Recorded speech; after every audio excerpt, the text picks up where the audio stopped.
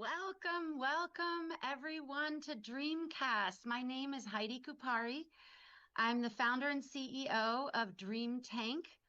It's a youth-led systems change initiative that unleashes imagination to dream and design the future we all want to live in. About 13 years ago, 10 years into my journey as a social entrepreneur and impact investor, I had a vision that the mountain moving leaders in every sector, if you were to listen to the dreams of young people and open the door to collaborate with them, we could have a better world. And we could all move together towards what we want to feel, which is free, authentic, expressed, financially secure, safe. And I'm a mother, and I was inspired by Summer and Cody. And I was in the field of impact investing, going to Davos and all these different places, the White House, UN, convening people to move their money in alignment with the Sustainable Development Goals.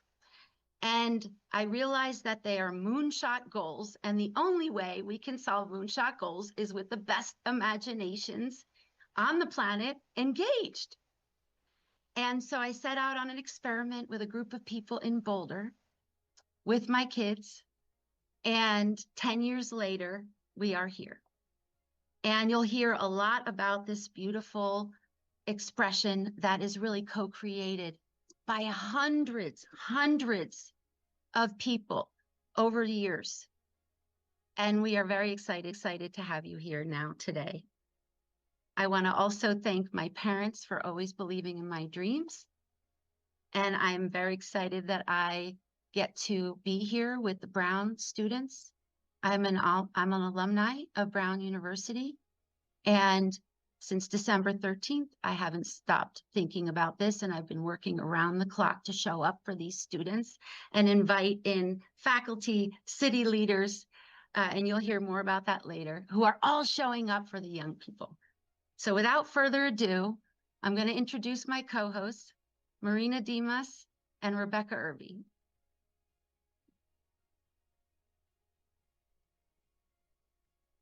Hello, everyone. Welcome to the very first DREAMCAST. Thank you so much for being here with us and tuning in from all around the world. My name is Marina, and I'm a senior at Brown studying public health and entrepreneurship. Today, I will be co-hosting DREAMCAST alongside Heidi, Brown class of 1995, founder and executive director of Dream Tank, and Rebecca Irby, Nobel Peace Prize winner and president of Peak Institute. Before anything else, thank you for choosing to spend this time with us. Whether you're tuning in as a friend, family member, supporter, leader, stakeholder, Brown community member, or you just followed your curiosity here, you have come to the right place. You belong here.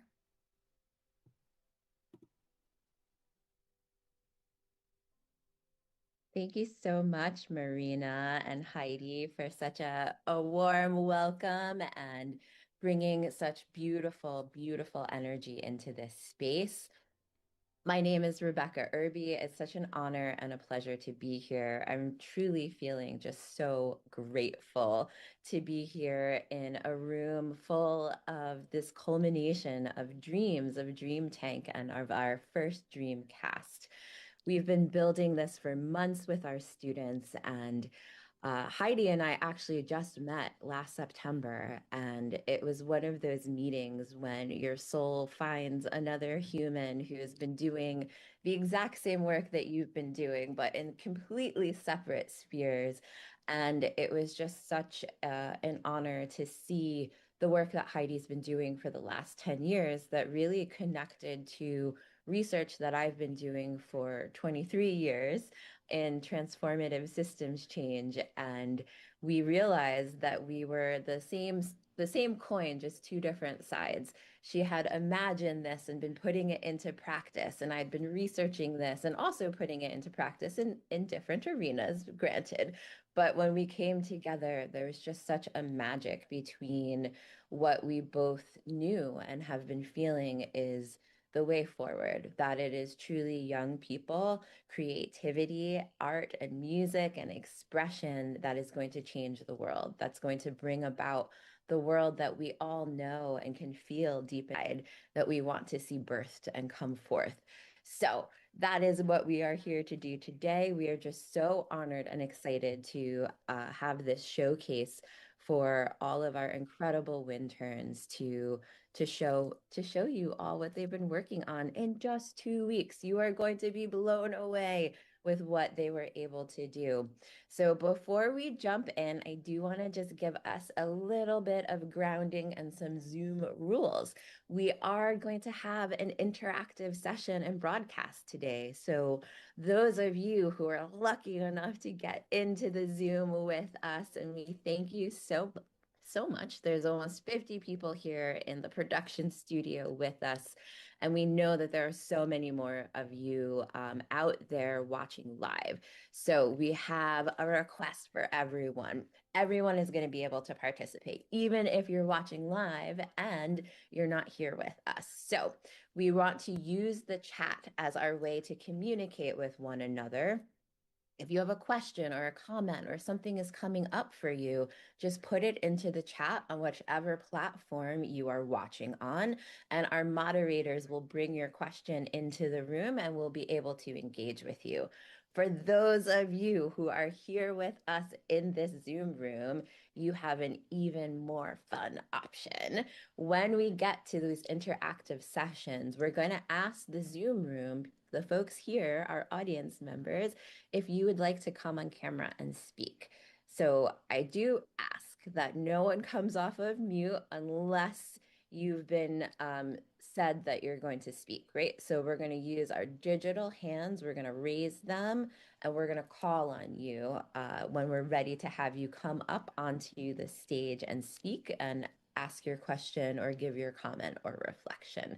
So I thank you all for listening to our little housekeeping, and I am just so excited to throw it over to our incredible hostess, Marina, to get us started and kicked off.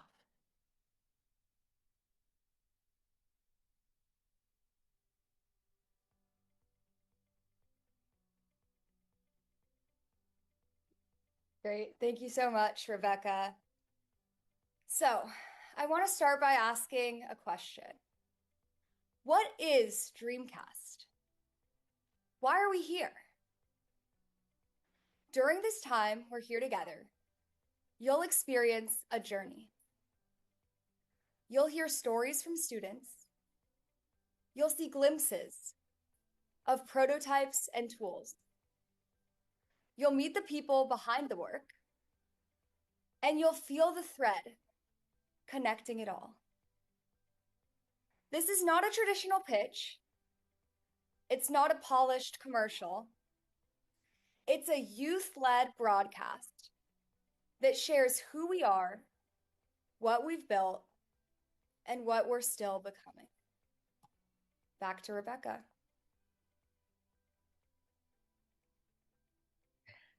Thank you, Marina. So today we're framing this whole broadcast in an arc that can be summed up with 3 words: heal, dream, and build. You'll feel the progression across the program, starting with healing, story, grounding, meaning, and community. We're going to be moving into dreaming right after that, which is imagination, possibility, and the what if of it all. And then we will end with and land into our building stage. This is about tools, frameworks, and ways to participate. We're going to be weaving in all of these with a sense of agency and how our young people truly came to this and brought all of themselves to bring this and create this for their community, for Brown University, for Rhode Island, but also for all young people experiencing any moment of yes, experiencing any moment of stress or distress, which is unfortunately happening quite often in our world today. So we want to make sure that we are creating a safe space for everyone, and we are going to start with the healing part of that. Off to Marina. Thank you.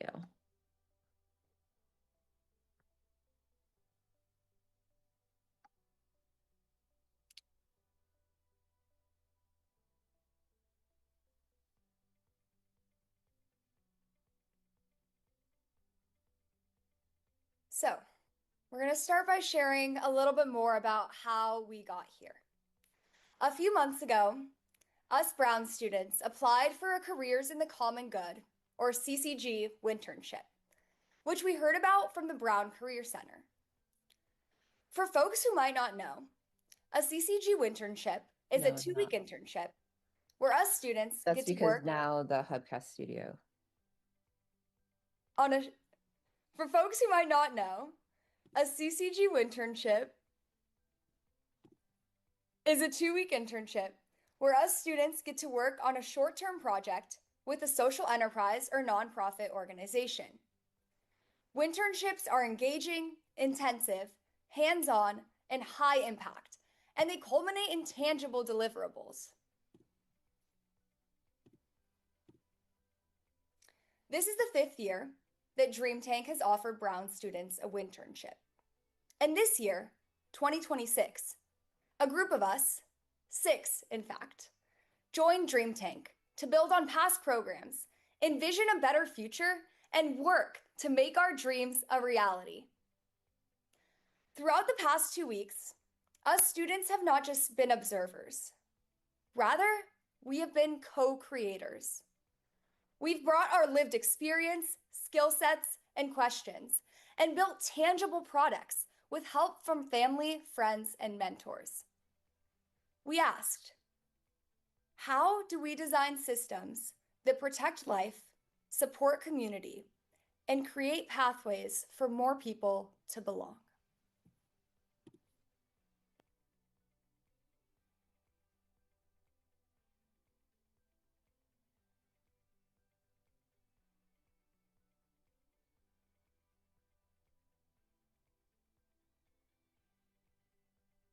Throwing it back to Rebecca.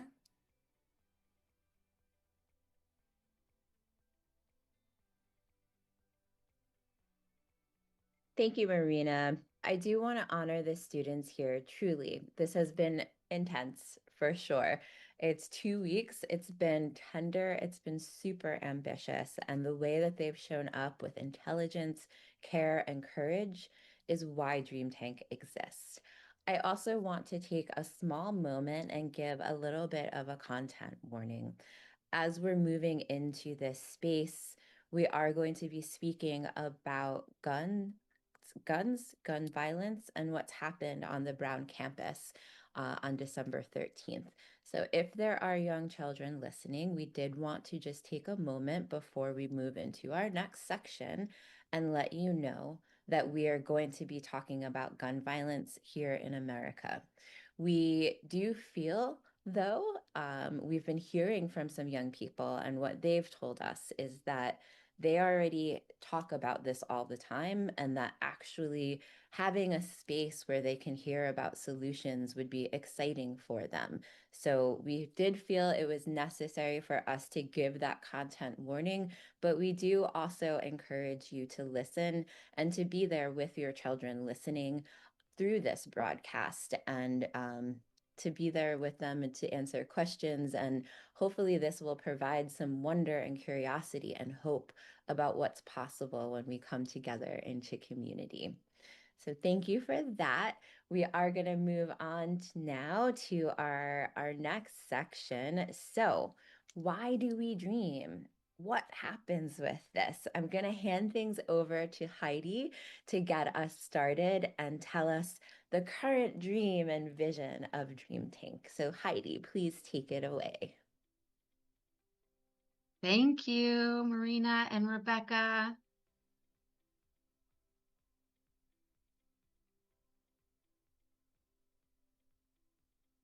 Okay. So here's the why from our side. Back in October, we started planning this project with a simple question. After 10 years of doing all of these amazing projects, experiments, unleashing the genius of young people, we decided to ask the question, what would it look like to scale the Dream Tank framework so that youth anywhere could feel agency and create lasting systems change in their communities? Because we've seen something again and again. Young people don't lack ideas. They don't care. They don't lack care. And I think I need to be on the main screen. Yeah, okay. You are.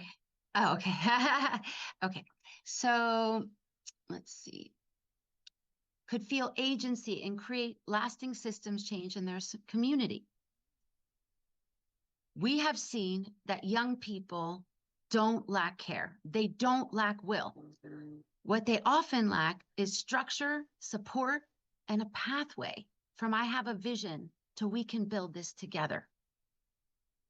And in fact, I have seen that no matter where young people are in the world, no matter what age they are, their dreams matter and their shared reality matters right now for the world, no matter where you are. And you don't have to grow up to do something you love and to make a difference. And you can vote with your actions, even if you're not 18. And so over the years, we have seen that our work has really lived in the bridge of helping youth move from dreaming to designing to launching, not as a slogan, but as a practice and a protocol.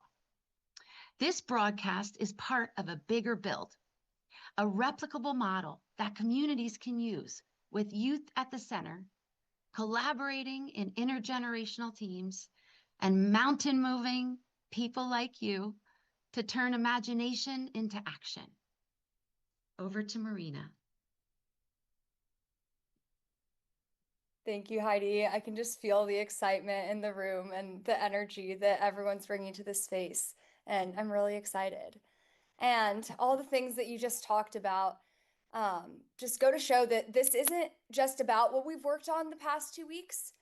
It's about the bigger picture and what becomes possible when we treat youth leadership as real leadership, when we trust each other, and when we build systems that are worthy of that trust. So, before we jump in, we want to say a lot of thank yous because this did not come together on its own. First, thank you to our friends and family, a lot of which are in the Zoom, who have supported us throughout this process, encouraged us when others thought we were crazy, and told us we can do anything. To our mentors, professors, and supporters, thank you for saying yes and for trusting us. Thank you to Brown, to the entire community, and especially the alumni and class of 1995. While healing from a recent tragedy, the community has made space for this kind of learning, experimentation, and co-creation. And a huge thank you to DreamTank's two core partners in this project, Peak Institute and Hubcast Media. Your belief, collaboration, and steady support helped make both the lab and this broadcast possible, and we're genuinely grateful to be building alongside you.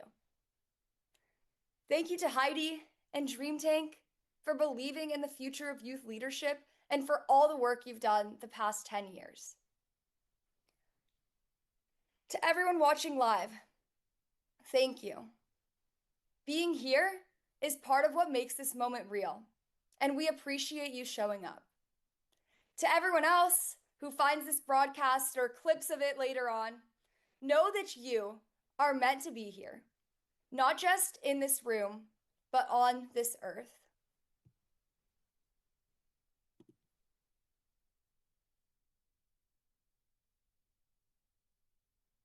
Back to Rebecca. Thank you so much, Marina. And I just want to take a moment to really thank the students for showing up so completely in a moment that was very devastating, and just the beauty and grace and commitment that you brought to this project. It's really truly incredible. So we're going to invite everyone to an invitation. We're going to watch a little video that the students made. So to kick things off, we want you to just notice what we're talking about here, how they built it. It's not just a presentation, it's really a portal into collaboration. So as we move into this section, we want to again remind you, we're doing this healing, dreaming, building arc. So we're starting with healing. And for us, this isn't just a theme. It's not just poetic. It truly came from the students, and they showed us and they told us what they wanted and what they needed. And this is a video. And as you watch and listen, don't just listen for what they did. I really want you to lean into and hear and feel how it felt for them to be here. So we're going to show this short video, and then we'll come back and discuss. Thank you.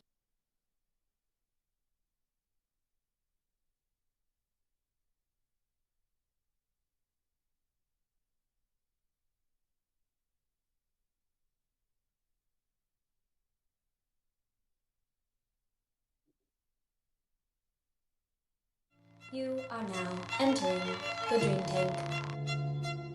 Dream Tank is imaginative, exciting, creative, awesome. Dream Tank is hard working. Well, it really started because I'm a mother who wanted to make the world better for her kids. You can't create a sustainable world if your own world is not sustainable. And that includes your children, includes being connected with them and giving them healthy ways of looking at the world, creative ways. It all came to me. I thought of the Sustainable Development Goals. Almost every country in the world agreed on these being our goals. And I thought, these are moonshot goals. No poverty is a moonshot goal. You need every sector working together. You need everyone working together. To me, collective impact is like jazz music. Everyone plays a different instrument, plays a different part, but ultimately it comes together because we listen to each other.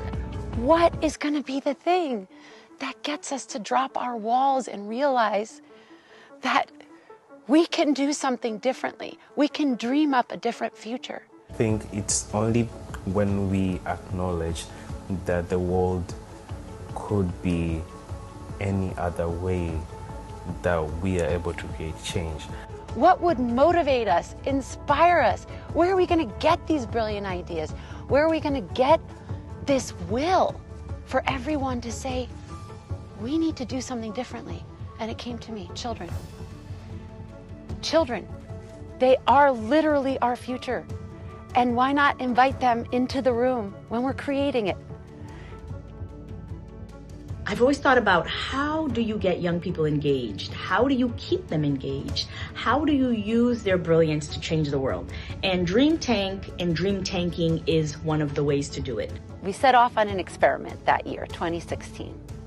And we got the name Dream Tank, and I started it with a young woman, Ashley, who was 25 and had been in education school at CU. 10 years later, 3 different laws have been changed.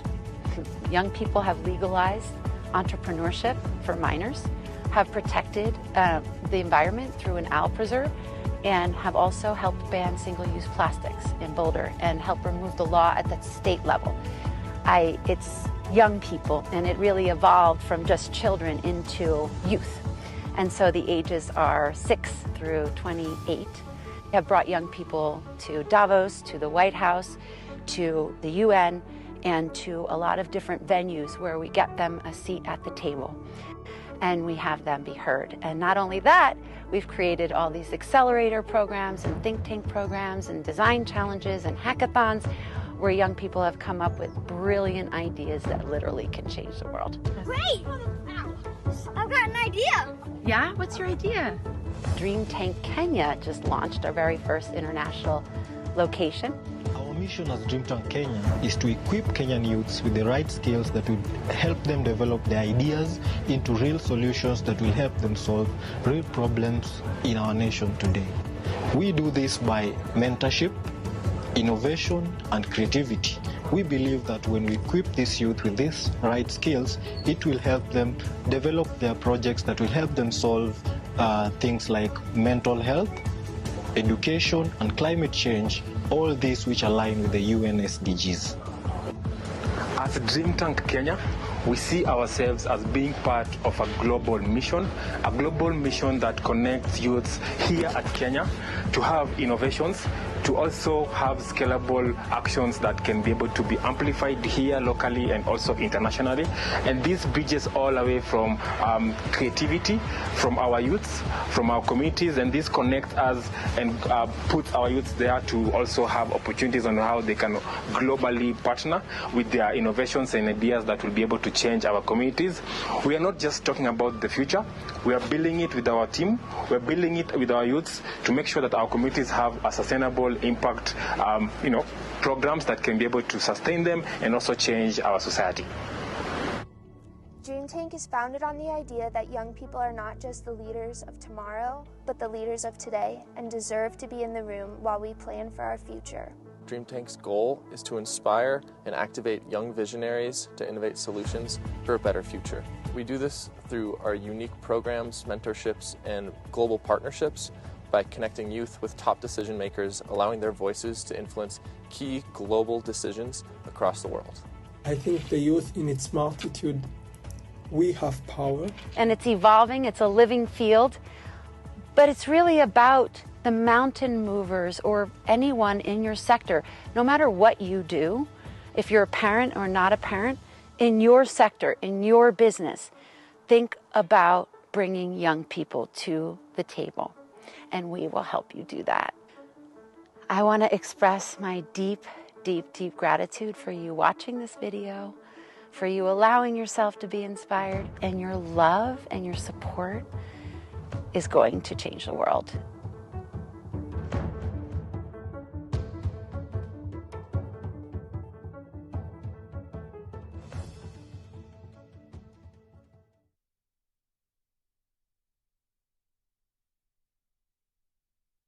You are now entering the Dream Tank.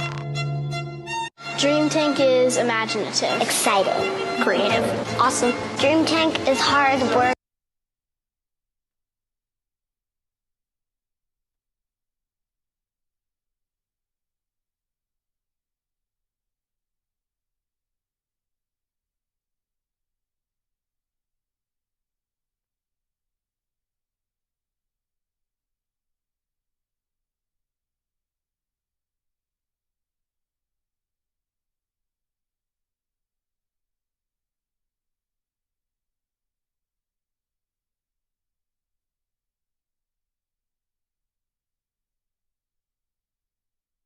We, in the wake of what happened on Saturday, we are doing what we really think that many systems and places could do better, which is to listen to you. Listen to, give a space for you to talk about and process what happened, and give you agency to do something. Hi everyone, I'm Jenny Zhu, and it's my honor to speak here. I want to start by saying thank you all for being here, especially given everything that's happened for the past couple days. I know people are now showing up in very different places, but we're all here, so that's the important thing. I'm from China, actually. Both my parents are Chinese, and I moved to the country at the age of 14. My Korean name is Yunseo. You can call me Amy. Grown up in Jeju Island, South Korea, not Seoul. I'm from Tanzania. This is the first time I've been in the States. I was born and raised in Tanzania. Currently an international student from Rwanda. It was my first time in the US, and I think during my first semester I got somewhat not a very pleasant ending of the semester.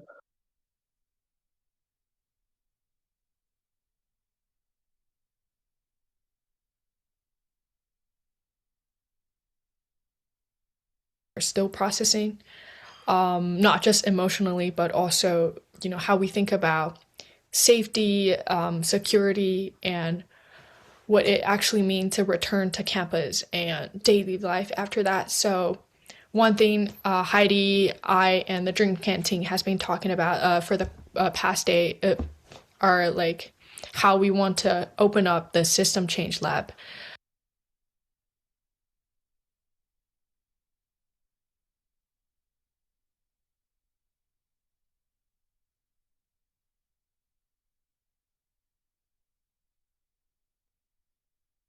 The thing that happened, I'm still processing it. I'm fine, I'm safe, but I feel like so many things happened. One of my friends got shot. He's safe, he's stable right now, but that really meant that was really shocking.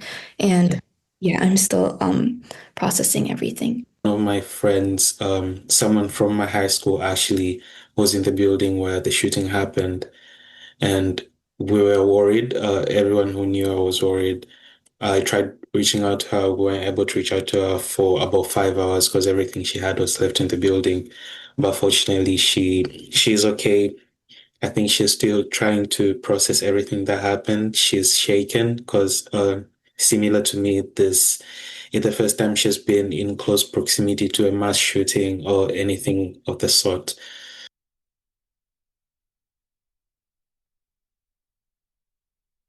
And many of my friends were somewhere where they were isolated. Some students were with their friends, but many of them were alone when the thing happened, including myself. I felt like I was really unprotected, and all I could do to feel the sense of control was staying on my phone. I've never been in shooting drill.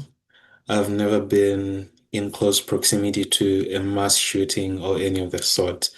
So I was unprepared, I'd say, but fortunately I was in my room. Where the stress came from was that pressure to feel like I was updated and the constant doom scrolling and spreading of misinformations and graphic details that some might have not wanted. That really caused a lot of stress.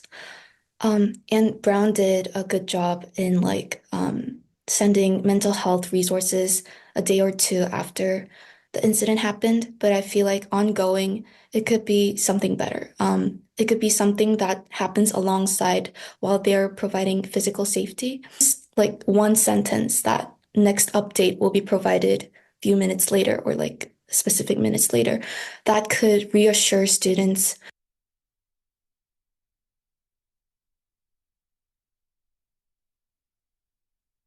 Somewhat of a dark history that Rwanda passed through in the 1994, which is just like a generation away. And to many of us, we've like seen our parents heal from it. And at some point when this tragedy happened at Brown, it like got me to think about how that might have been to them. But I also got to realize that once we stick together, there's always like there's always like a future that is brighter.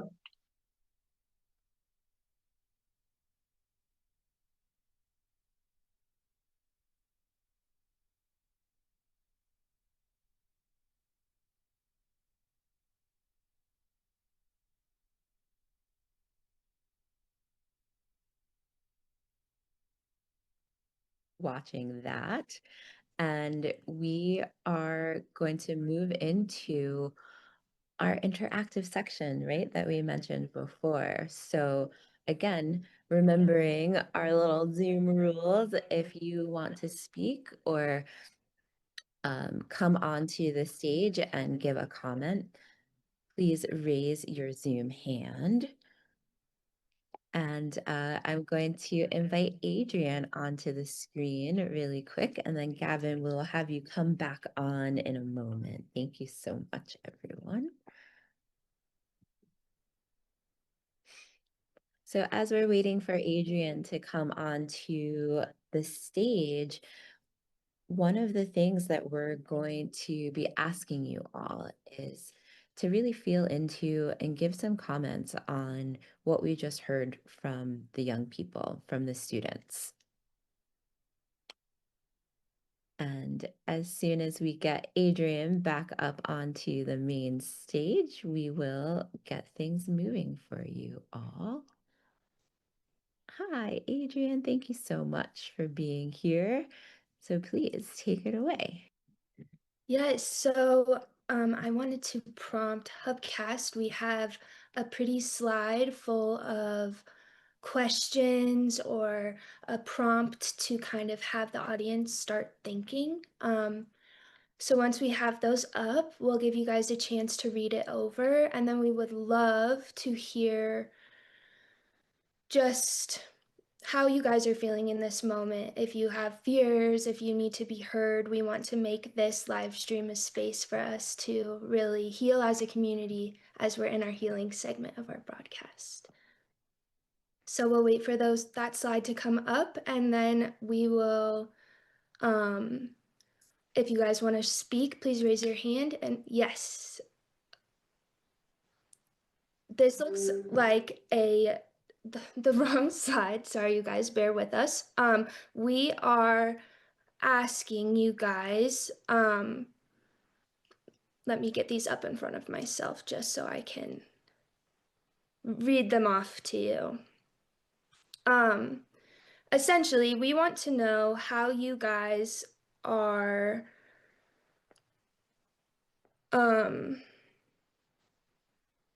technical issues. What we want to know, what feeling feels the most present in your body or in your heart right now. We want to know if you've had anything that feels hard to carry in the present moment in this world where there's a lot going on and a lot of unrest or just a lot of headlines and all of these things here. We have the questions up here now. But yeah, we also wonder if you have anything that you need from your community or what has helped you felt grounded in times of unrest or what support or safety could look like in practice. And so we really just want to open up the room and allow this to be a place for us as a community to listen to each other and to start kind of building this sense of safety within our own Zoom room, on the live stream, and all of that. So if anyone wants to share, please raise your hand and we will prompt you. And we'll leave this up for a bit and we'll move on as soon as engagement slows down.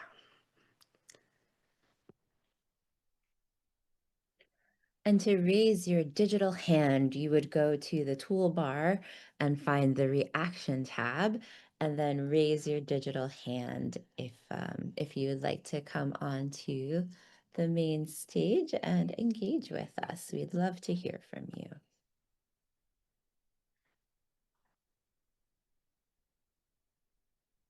So to get things started, I'm going to read a comment that someone left into the chat for us. And then hopefully some of the other folks in the room will feel encouraged and able to also share with us. So this comes from our good friend Charles. He says, if you resonate with and want to support this amazing initiative being undertaken by these 6 inspiring Creative Brown University students with assistance from Dream Tank, please join me in supporting the GoFundMe. Oh, thank you, Charles. So he says, as a former emergency service responder and as a manager of disaster release operations for FEMA, I'm deeply impressed with how the students utilize the Systems Change Lab to pivot from a terrible tragedy to co-creating positive solutions that other institutions and communities can benefit from in the future. Congratulations and thank you for your service. So do we have anyone in the room who wants to read this off for yourself? Yeah. I have another chat entry. I'll read. It's from Mariana. She says that she's feeling a sense of sadness and fear, but also a sense of optimism watching all of these young adults willing to face the issues, be vulnerable, and find community and solutions. Thank you for that, Mariana. I feel the exact same way. Being in this group and on this project has really instilled a sense of agency in me. And I know that was the same for all of the other students as well.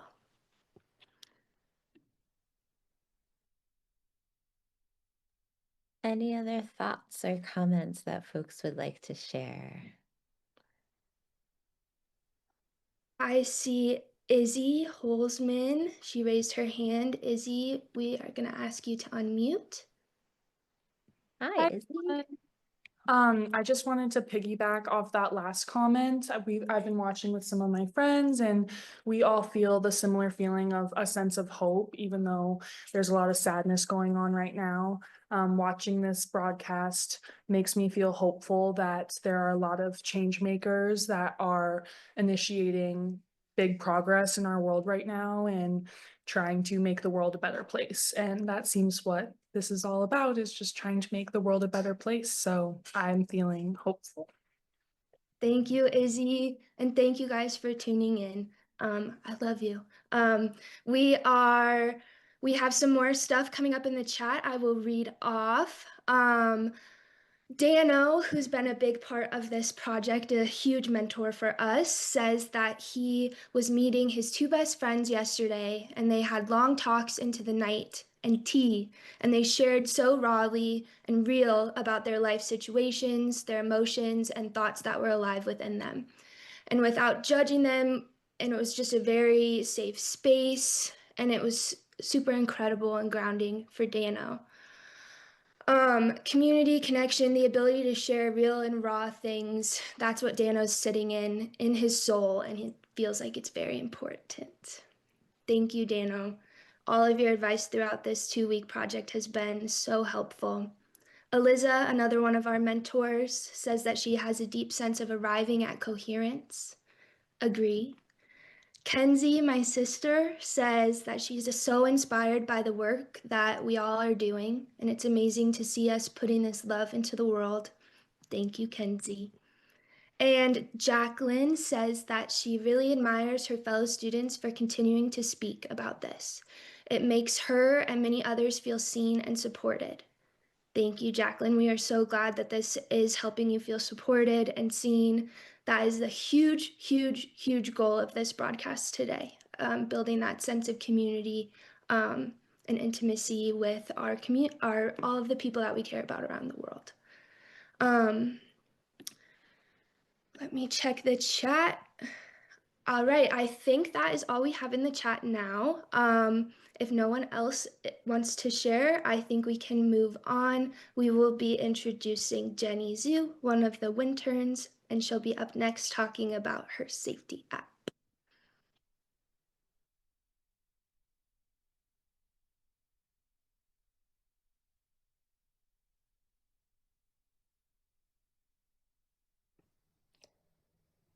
Can everyone hear me now? Okay, great, amazing. Hi everyone, I'm Jenny Zhu. I'm a first year at Brown University, and as you saw me from like the previous video, I applied to the internship and then I got in, and it's my honor to speak today. And so yeah, during after the incidents, we kind of shift focus, and that's why I kind of came up with this idea. So what I've been working on recently comes from thinking about how information actually moves during campus emergencies.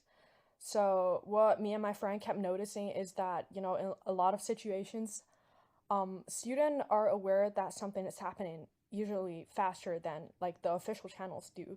And that awareness spreads very quickly among students. But the challenge is that the way student communication in those moments isn't something that the university can really use. It's fast, but it's also fragmented and it's unverified. So at the same time, administrations are like constrained. They can't act on unverified reports, and they shouldn't, right? And there are real concern about liabilities and privacy and all those when official responses happen. So what you end up with is a lack of information, but a gap in how information can move from students to official in real time. So this gap is what this project's trying to explore. And rather than creating a new emergency system or replacing anything that already exists, my idea here is to introduce a way for universities to gather early observation or to know what's happening during emergencies. And the system has like student reports and turns them into confident weighing signals. And this also is in a separate app.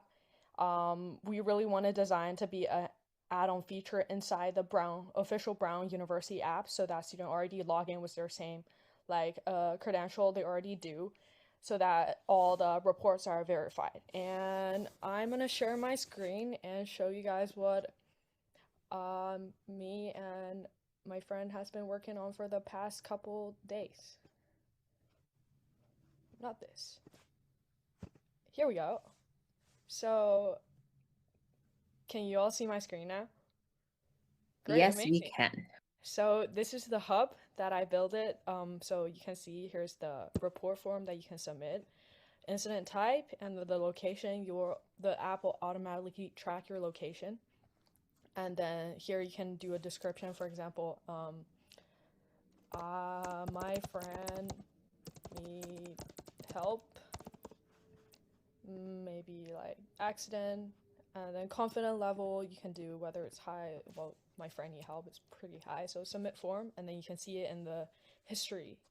And then there's also a live map feature where you can track like what's going on in school and all that. And then also I linked in alerts and some service link, for example, campus police and all those stuff. The back end I haven't developed it fully, but it will be coming up within the next couple weeks, and we're still trying to get in touch with the Brown, campus safety, seeing if we can plug this in as a feature of the app. But yeah, that's it.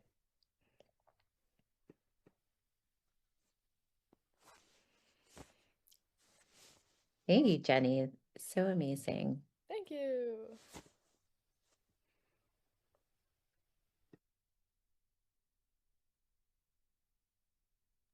I believe up next we have a video that we want to share. And yes, I love all of the excitement. Let's give Jenny and the team working with her such a huge round of applause. She developed that in 2 short weeks. We're just so blown away, and it's incredible to see what everyone has been able to do.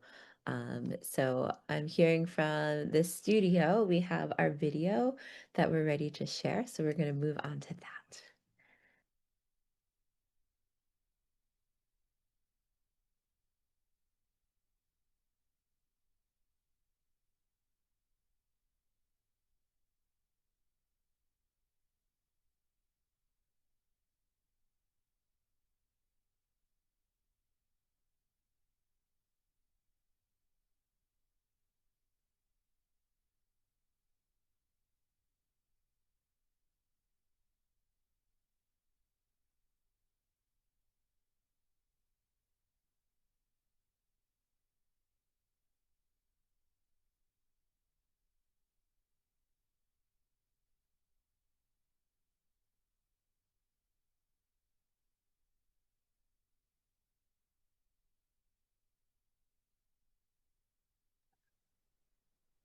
All right, everyone, we're having a little technical difficulties, but we will be right back, and please enjoy the music. It's time that we can actually take a little break. We've been on air now for about an hour, so please take this next 5-minute break, enjoy the music, and we will be right back.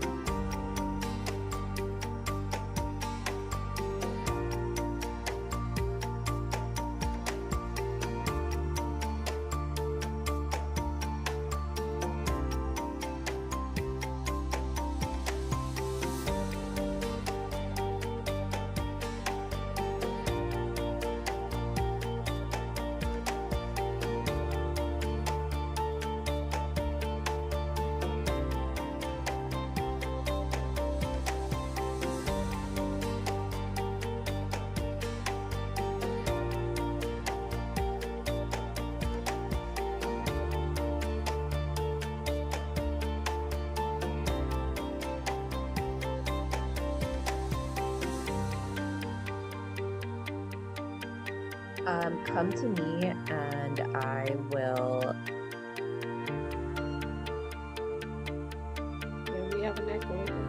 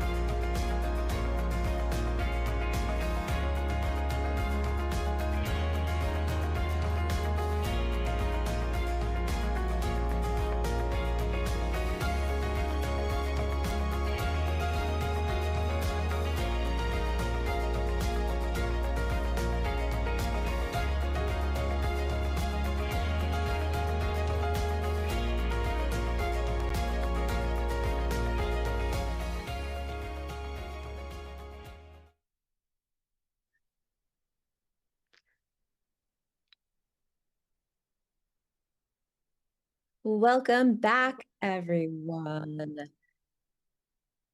We are so excited that you are still here with us, and we have such an incredible section coming up. We want to welcome to the stage Laura Weinberg, Mayor Laura Weinberg, and Heidi Kupari to help welcome in this next section. So, Laura, we're so grateful that you are here with us. Thank you so much for being here. Thank you. Hello. So Hi, good to be Rebecca. Hi, here with Heidi. you. So good to be here today. And I know there's some technical difficulties, but I can't wait for folks to be able to see the incredible work that the students have been doing for the last 2 weeks. Well, I'm so excited you're here with me, Laura. Some of the people here know, all of the Winterns here know that we just reconnected at our 30th reunion at Brown last May. And it was really fun to have that moment. It felt like kismet, this synchronicity moment. And it was so fun running into everyone, doing amazing things. Class of 95 has really showed up. And when I was talking to you and we got to reconnect, and I was just asking, where do you live? Golden? I live in Boulder. That's so close. And I was like, what are you up to? Because we had a similar major. And she said, I'm the mayor. I said, oh my goodness. I didn't recognize her married name when I saw the mayor of Golden all these years. And I said, wow, well, what do you do? Like, what do you love about being mayor? And she shared with me that she loves listening to people and being a systems thinker. And I thought, this is a moment in time. And I had this vision and we shared it together. And she challenged me to do a 3-city pilot with all of this. And she's going to talk about her experience and what she was looking for. Yeah, for sure.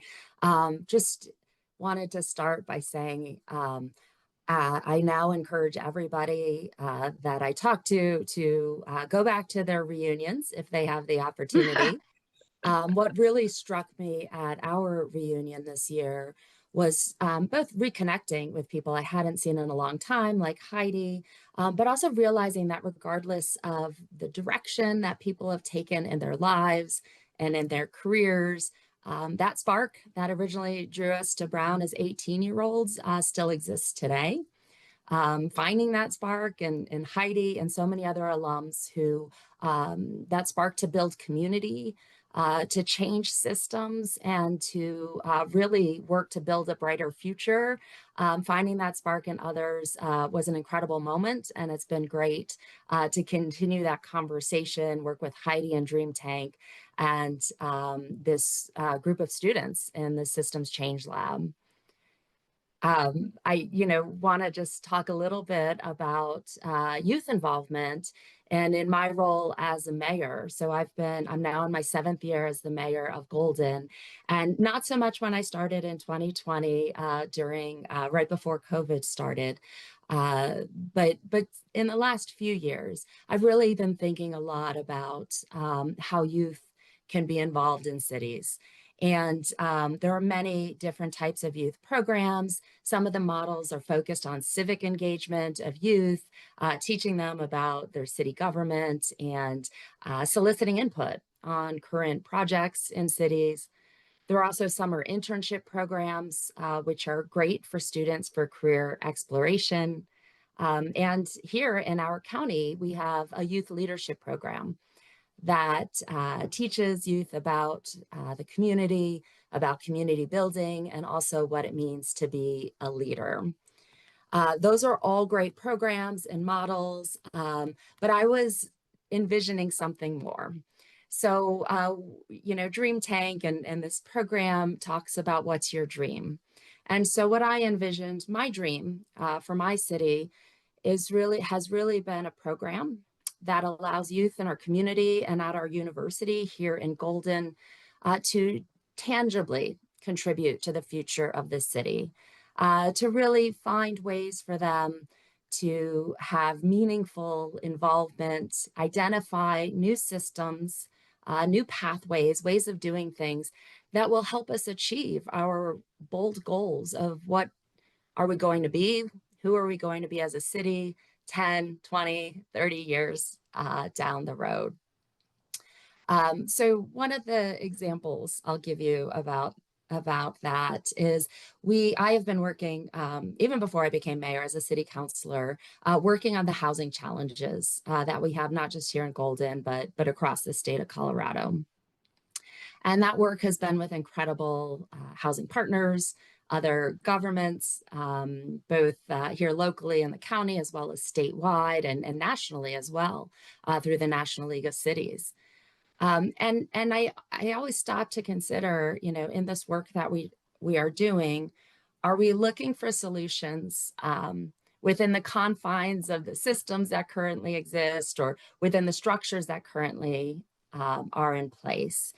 Because we are limited perhaps in our thinking as people who've been doing this work for a long time. And that dream I have and what I think is possible is that a team or teams of youth could approach this current challenge that we have and be part of co-designing the type of community, the type of places that they want to live 20 years from now. So while they might be young people today, maybe they're in school today, maybe they're at Colorado School of Mines here in Golden, they can be part of the designers of that future to address that will help us build a better future when we look at the very serious challenges of today around housing. So those are some of the things that I have been excited to think about in partnering with Dream Tank and the Systems Change Lab. I will share with you, I know you haven't seen it yet, but please stay tuned, because the Systems Change Lab and the work of these interns has truly exceeded all of my expectations. They have created a blueprint that I think can be leveraged here in Golden, in my city, as well as really any city, a blueprint to develop a program, create the structure so that youth can be engaged in ways that actually will create actionable results in communities anywhere. I don't know where Heidi went, so I'm just going to keep talking until she interrupts me. I'm here. Oh, I'm right Okay, here. Heidi. I'm right here. Yes, thank you. Yes, and we talked about, the connection between Brown that we both have, so Providence, right? And then Boulder and Golden, and we've been here as our headquarters virtually and done a lot of the programs in different spaces. And we've developed something that can be adopted by anyone. And we wanted to have deeper engagement in physical pilot cities to start with. And we do have, you saw Dream Tank Kenya, who launched later in 2025, which was a result of last year's Brown Winternship. So every year we build on this. And so what we recognized is that we wanted to engage the mayors of all of the cities. And so Laura graciously reached out to the mayor of Boulder and helped us access and reach out to the mayor of Providence, both who responded within a day. And we're super excited about hearing young people's ideas and exploring having a systems lab in their city. So thank you for standing with us, because this dream that you had and we're actually doing in your city was a dream that I've been developing with all of these people, and now it's a shared dream. It is time for imagination and full civic participation. And I believe that cities can also feel more resilient and safe when their kids have something productive to do.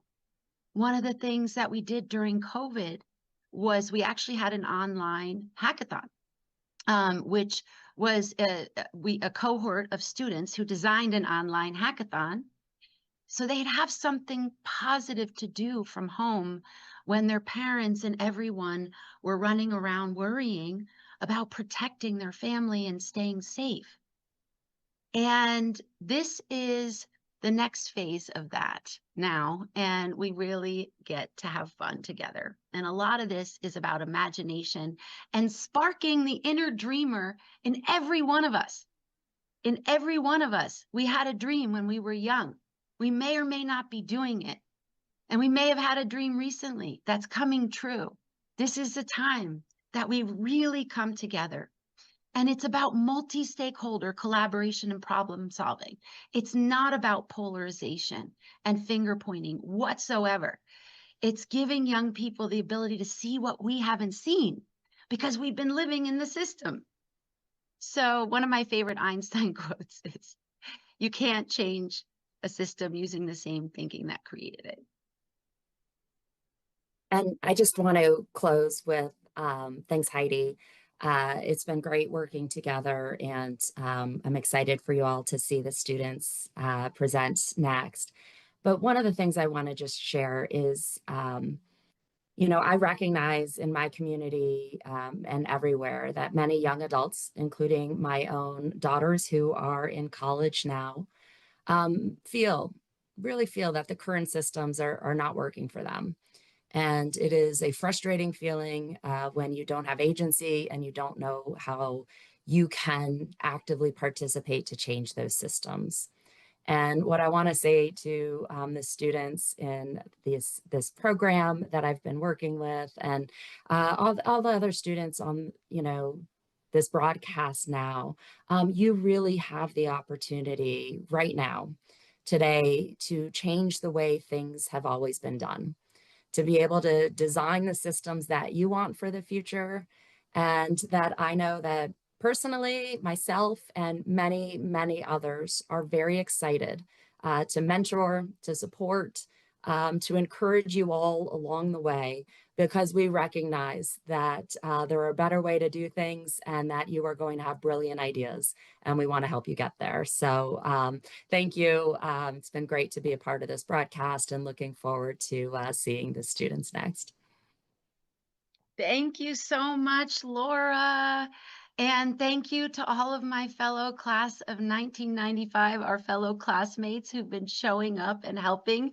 And we will continue calling you and inviting you to get everyone involved. In fact, it was really interesting that our class of 95, we all have, many of us have children around the age right now. So many of us have children at Brown and in universities.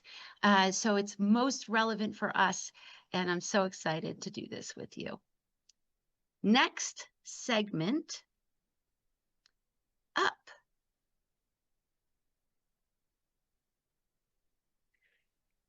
Yes, so we are going to have Gavin and Amy join us on the stage to go through the hero's journey. Thank you so much, Heidi and Mayor Laura Weinberg, for those inspiring words. And we're so excited to welcome Amy and Gavin to the stage to discuss the hero's journey.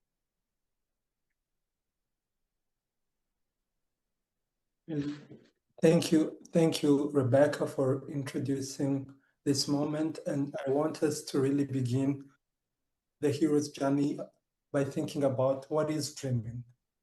And it's a question I really ask everyone. I would love to have your comments in the chat section, but let me share what dreaming is to me and to all of us.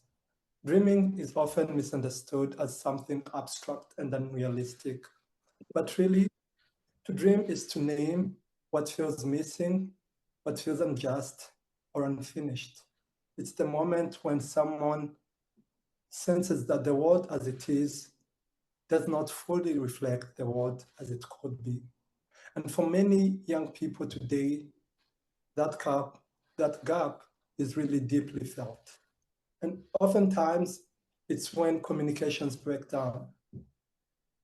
They feel this when trust erodes, when systems move around them without fully understanding what they are experiencing. And when these systems feel distant or unresponsive, dreaming can really feel naive and even times pointless. And yet dreaming is exactly where this change we all want begins. In the dream phase, the intentional space is really created for the youth to really slow down and imagine. And we want them to imagine not for solutions, but for possibilities. And in fact, if we all look in all heroes' journeys, the story doesn't really start with an action. It starts with a calling. And this is why this framing that we bring really matters and resonates deeply. Whether it's Star Wars, whether it's Stranger Things, or stories many of us grew up watching, and I dare even say rewatching and rewatching again, they all begin this same way. A young person feels a pull that something isn't right. They don't have all the answers, and they're often unsure. They're underestimated and oftentimes overwhelmed. And so let me welcome really Amy to continue to move us throughout this hero's journey. Thank you. Thank you, Gavin. So this is the challenge. While youth are dreaming and feeling that call, they are often left standing at the threshold. They are invited to speak, but they're not always equipped to act. They're asked for opinions, but they're not given pathways. They're encouraged to dream, but they're rarely shown how dreams move forward. As a result, those dreams often dissipate because they don't see how their dreams can meaningfully enter systems that shape real outcomes. This is the gap between dreaming and doing. And this is where our work begins. First, we create space, an intentional space where young people imagine what feels missing, what feels possible, and what kind of future they want to be responsible for shaping. Second, we provide tools that help turn vision into action, mentors and processes and frameworks that allow young people to move from this is what I wish to this is what I can design, test, and build. And finally, we enable change, not by replacing institutions, but by helping youth engage with them more effectively. Through this, we connect dreamers to tangible tools for change, so dreams don't end at expression, but move towards action. Thank you.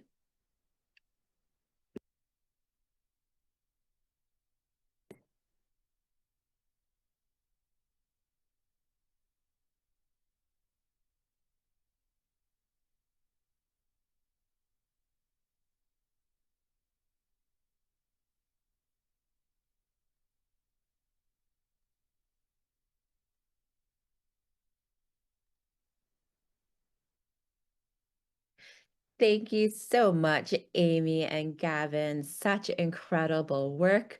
We have one of our next interns up, Sylvester. So we're going to pull up his slide and then move on to that section.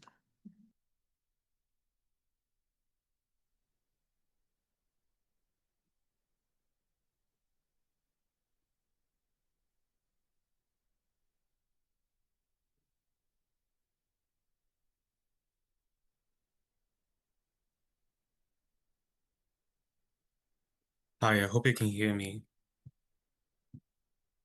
We can. Hey, Hold, my name hold is on one Sylvester. second, Sylvester. We want to make sure, there we go. We wanted to make sure that you got onto screen. Thank you so much, and off to you. Okay, just give me a minute. My name is Sylvester, and I'm going to introduce to you the Heal, Dream, Build framework, a structured way for young people and communities to respond to crisis with care, clarity, and action. This framework emerged in the aftermath of the gun violence that occurred on December 13th, 2025 at Brown University. In the days that followed, students, alumni, parents, and experts across disciplines came together to talk, reflect, and process what had happened. What became clear through these conversations was the broader need.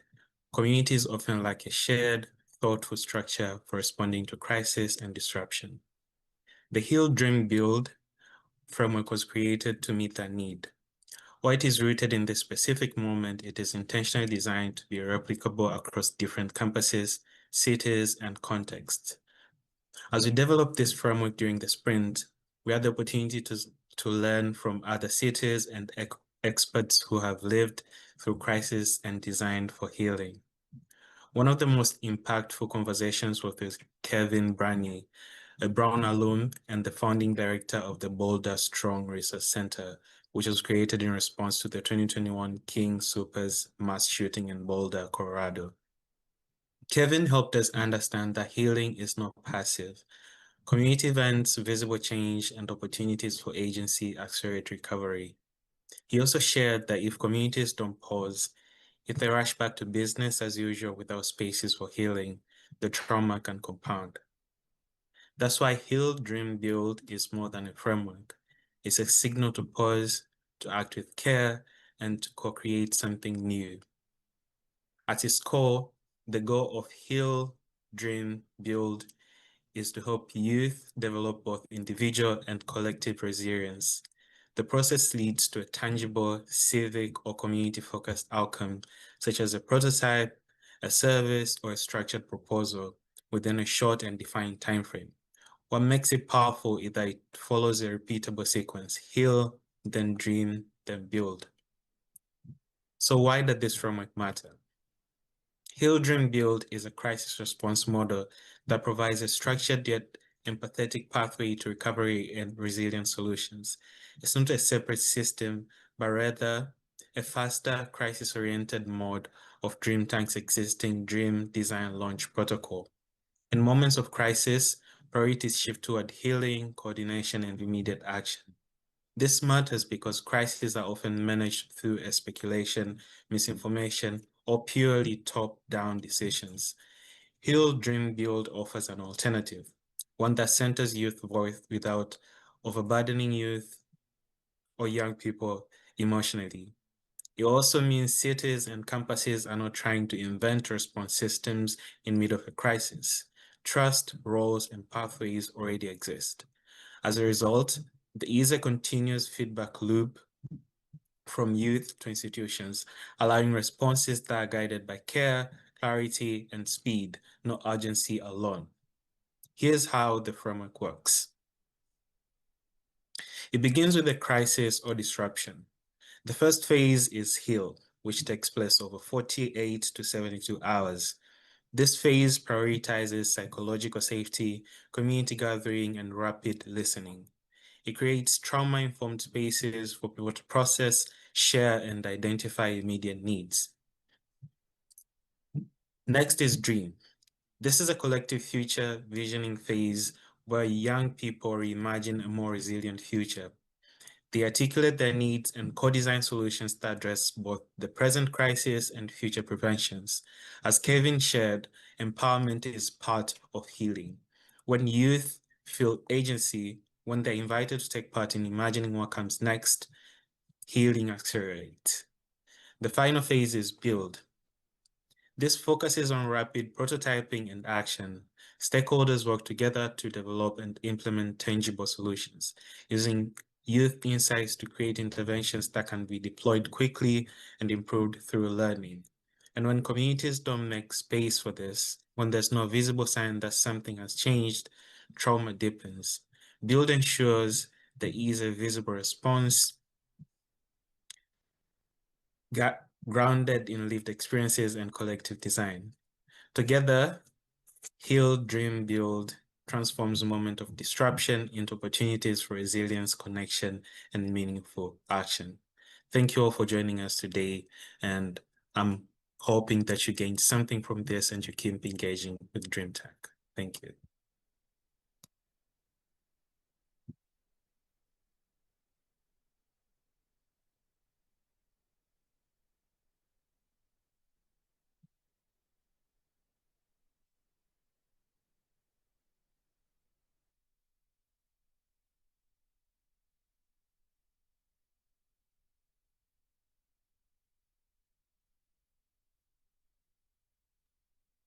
Hi, everyone, and thank you, Sylvester, for presenting on the Heal, Dream, Build framework. We're going to take a quick little presentation break and share a video of the Dream Tank community. We only had 2 weeks, but we asked a couple of friends, family members, community members to share their dreams, their hopes, their fears. And really, we're just hoping to present a montage of the dreamers because all of us have the potential to change the world, and we just have to be able to dream it. So up next will be a little view into our Dream Tank friends and family.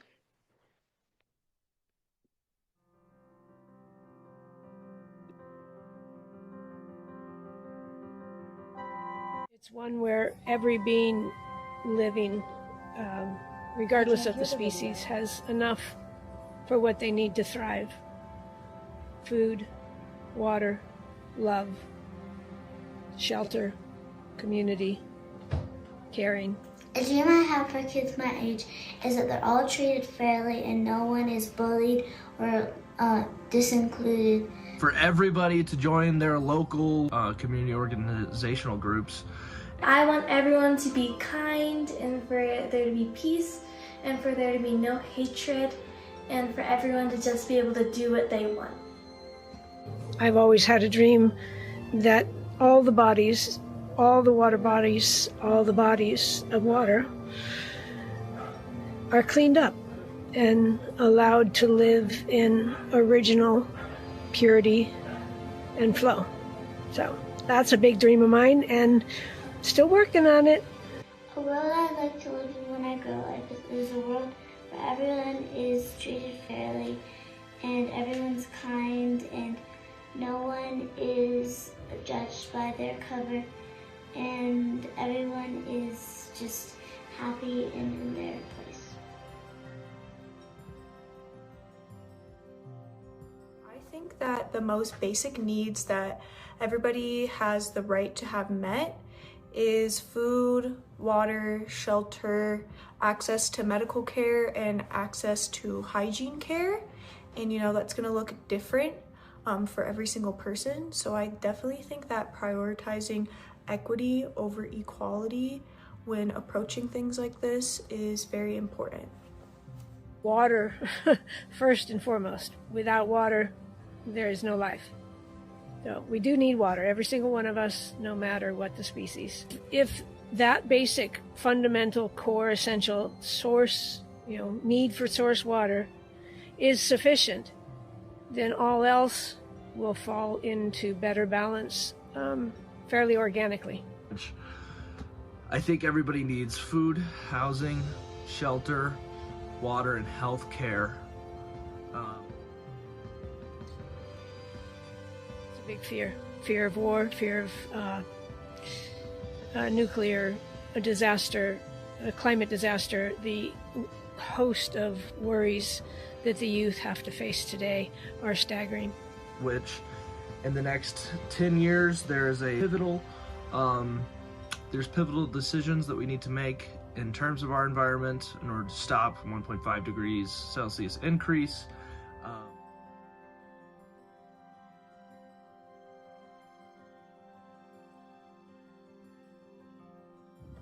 So something that lights me up and also makes me feel better when I'm worried about the world is directly engaging with my community through mutual aid. So this could be through things like volunteering at a homeless shelter, engaging in a community food drive, a community clothes drive, a community crowd fund for people that are experiencing emergencies, just directly engaging with people who are the most affected by the issues that arise in our society and giving them immediate help that they need.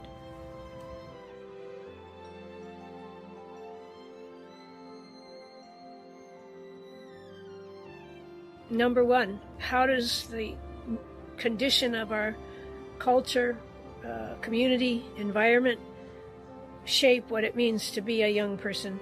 When I was young, we hid under the desks in elementary school, Miss Carnell's room, but she made it fun, so we didn't have any sense that it was really dangerous. It was a joke to be sitting under the desks because of a possible nuclear bomb. Things were very different when I was a youth than they are today. I can't even imagine really.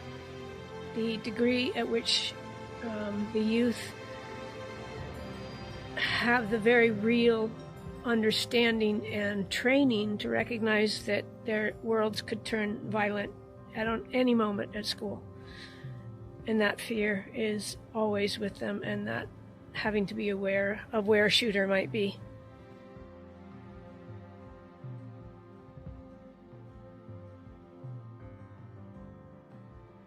And I know that a lot of us are asking big questions. We're looking at the collapse of a system. And I think that currently the global system right now is collapsing because it's in a story of division.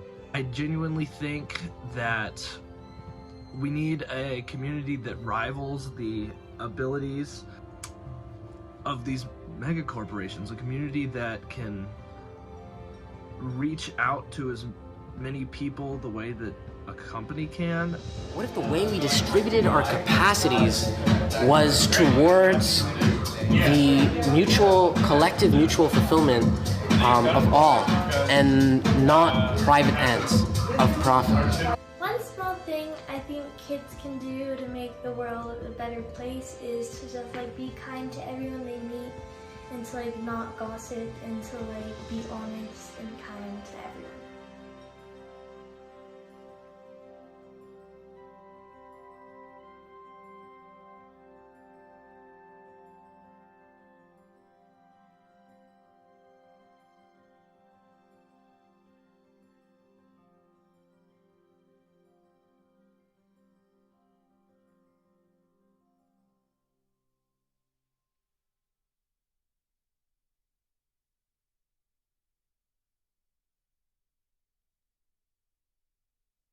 Okay, well, now we get to see where everything unifies in one place with an exciting new web app that lays out the systems change blueprint and some really cool tools.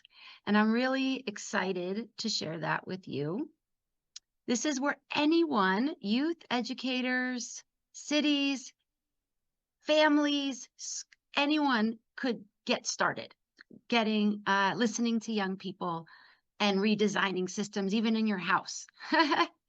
And this has been a big dream of mine to see that, that with the next phase after this is a kind of a working prototype. The next phase will be truly decentralized, where my vision that came through and many, many who have come together, and Dream Tank Kenya also loves to say all the time, is 1 billion youth, right? But it's not just youth, it's all of us unleashing our dreams. And so we want to know where everyone is. We've imagined having bases of young humans all around the globe. We've had beautiful adventure, futuristic, immersive experiences for young people and fellows. And we wanted to see where everyone's working when we set everybody up in their bases. So one of the really fun features I'm excited to share is what many people have been hearing me talk about, is the interactive globe. So I'm going to go ahead and share a little quick live demo. Praying to the demo gods. Can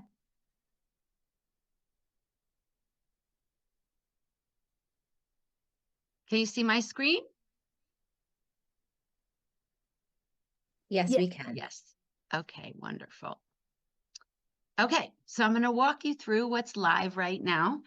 And I'm going to start with the globe. This is where you can put yourself on the map, where you have gifts to offer, you have projects you're working on, you have sustainable development goals you're working on. You can go to this page and you can put yourself on the map. And here's how all of these things connect. We have the systems mapping process where we have a little free tool to play with that is not exactly the entire systems mapping process, of course, because that's what we would be doing in our communities and our cities. But we created this beautiful little interactive tool that's based on the Peak Institute methodology of power mapping. And you can put in your core problem statement, the systemic barriers that you think are preventing change, the root causes, and you can just type right in here. And what venture opportunities or solutions do you think could address these causes? And then the power map is where you can start mapping who you know and who you can talk to get started doing all of this. And you can put, who do you need to convince? Are they champion, ally, what influence? And it all gets put here on this map. And then you can download the report and have your little map. And then, of course, we'll be in touch with you because you'll be able to put your information in there and we'll be able to talk to you about what's next. And the other tool that we're really excited about is the globe. So this is the interactive globe. Zoom in. And it's color-coded. Many of you have been talking about the basic needs for survival. And Dream Tank's young people over 10 years have gamified the SDGs. They have divided the Sustainable Development Goals into 4 zones, almost 4 worlds. In fact, we developed a prototype of a metaverse. That was one of my son's projects, along with a cross-sector team of Brain Trust Council, created a prototype of a game where you could go into these different worlds and solve problems and learn about these different aspects of systems change. And so we have created the overlay. So you can submit to the map and you can put your name, your initiative name, your stakeholder type, what kind of person are you? What kind of work do you do? A description about your project. your organization name, and then you can select which sustainable development goals you are addressing. And you can choose more than one. And as soon as you choose it, it will give you your impact zone. And what we have really learned, we've been working with this framework for many years, but what really came into clarity and what the students are working on with the Heal, Dream, Build adaptation is truly grounding us and how important it is to first start with the survival set of sustainable development goals, which is clean water, safety, good health and well-being. And on the map, we have put people that are here in our systems change lab. So you can go to this map, you can see who's here. This is not all complete, but this is our prototype. And so we love thoughts, but it's really fun because when this is filled up, you can start to see who's working on which sustainable development goals, where, and what they have to offer and what they want to receive. And that's how we do collaboration in a global way in a very trusted, secure ecosystem. Now, if you're under 18, your name and your specific locations will not show up here. Yeah. So you will also be able to see what Amy and the students were all talking about is the blueprint. We have DREAMCAST, of course, the fellowship, which they will be presenting a little bit more about. And that is how we do the Dream Cities, is that we run the city systems labs with fellows, with young people. And they will tell you more about that. And then if you want to get involved and start a lab, Lon.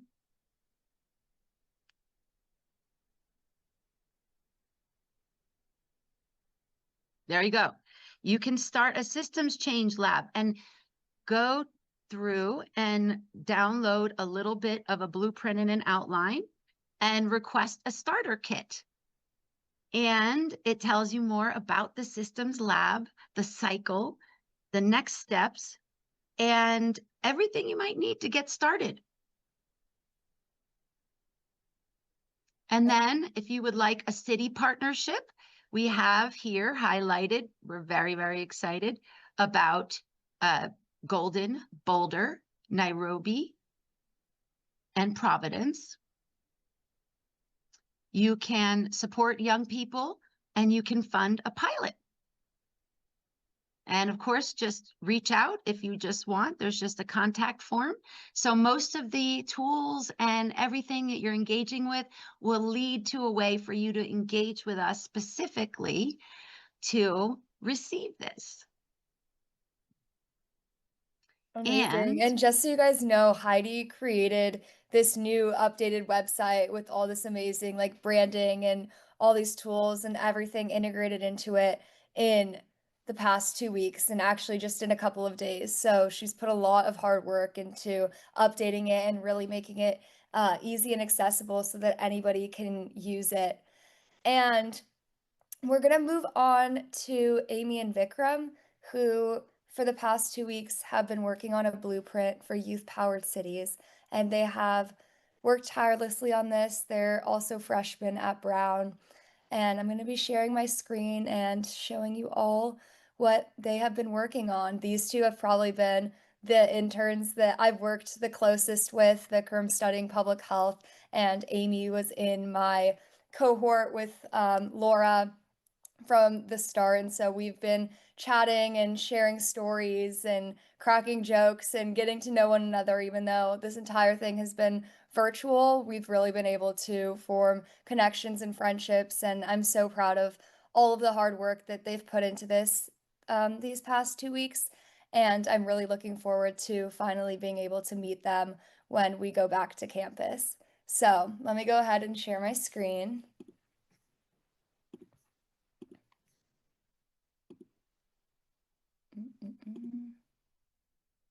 Okay, can you guys see it? And just let me know when to move on to the next slide. We can see, thank you. Thank you, Marina. So hi again, everyone. This is Amy. And I'm Vikram. We've spent the past few weeks, as you know, inside this unique innovation lab, Dream Tank, where youth aren't just brainstorming ideas, but we were building blueprints for city transformations. Today, we're excited to present a vision for how cities can become more youth-powered, not just in theory, but through real structured collaboration. Next slide, please. Oops.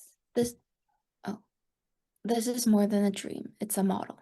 And it starts right here in Providence. And this integrated model is essentially what we're offering cities as a blueprint. One of the most powerful aspects of Dream Tank is our intergenerational collaboration. While the fellows, ages 18 to 25, lead workshops and facilitate systems change dialogues with younger youth, the magic happens when ideas flow both ways. Every age group brings unique insight, and we design spaces for them to co-create together. The first layer is the Youth City Council, made up of local university students and young adults. They will be responsible of producing monthly insight briefs that feed directly into city planning processes. The second layer is the Dream Tank Corp Fellowship, designed for K-12 students. These workshops are led by trained fellows, young adults ages 18 to 25, who act as bridge builders between youth voices and city systems. We've consistently seen that K-12 youth offers some of the most honest and insightful perspectives on belonging, safety, and lived experience. That's why this fellowship centers on interviews, belonging audits, storytelling, and articulating community needs. Participants don't just share their stories, they're challenged to develop early-stage entrepreneur innovations aligned with the Sustainable Development Goals and envision futures where those challenges are addressed. Dream Tank, along with research from Peak Institute, has shown that imagination is a foundational tool in systems transformation. Even the youngest voices have the capacity to shape solutions, economies, and the civic systems around them. Lastly, the third layer is where this becomes truly integrated, which is the City Dream Fellowship. These two groups come together. Young adults use youth-generated insights to conduct research, generate policy recommendations, and draft implementation pathways. In essence, the City Dream Fellowship is an activation engine. Fellows lead quarterly sprints focused on specific SDG impact zones like mental health, food security, or climate resilience, and guides projects from insight to pilot. They meet directly with city and cross-sector leaders to facilitate systems change alongs and turn blueprints from youth-generated ideas into real civic action. These groups and fellowships will utilize the frameworks introduced today. In ordinary times, they would operate through a Dream Design Launch protocol, continuously gathering future visions and lived experience from youth and producing steady, community-driven outputs. In times of crisis, the same system would shift into a faster mode through a Heal, Dream, Build framework, prioritizing healing, coordination, and immediate action. I'll pass this off to Vikram. Thanks, Amy. And can we go to the next slide, please? Yeah. And one more. Oh, yeah. Thank you. So through 3 meetings with the mayor of Boulder, the mayor of Golden, and the mayor of Providence, we were able to test this model against real-world city needs as something that could actually function inside existing systems. What stood out was how consistently mayors pointed to the same gaps. Many cities already have youth councils or youth programs, but they often struggle with 2 things: sustained feedback loops and readiness when a crisis occurs. Youth voice is present, but it isn't always integrated into decision-making in a way that's timely or actionable. Next slide, please. That's where this model resonated. City leaders specifically highlighted that this framework doesn't need to replace what already exists. Instead, it can be embedded into existing youth councils, campus programs, or city initiatives, creating immediate, structured feedback loops where youth insight is continuously informing city action. Next slide. They also emphasize the intergenerational collaboration of K-12 students and young adults as something many cities are currently lacking. They saw value in having younger students contribute lived experience and sense making, while older youth and young adults translate that insight into policy and implementation. Next slide. And that's where this becomes real. This isn't just something that happened at Brown or something that's limited to just one city. The same structure could be operating in your city, on your campus, or within your community. Next slide, please. In the ordinary model, the Dream Design Launch System continuously gathers lived experience through youth interviews, audits, and briefs, and produces steady community outputs that could be policy insights, pilots, system maps, and more. However, in times of crisis, this is when we activate the Heal, Dream, Build framework, not as a new program, but as a faster mode of the same system. The priority would shift to healing, coordination, and immediate action. Next slide, please.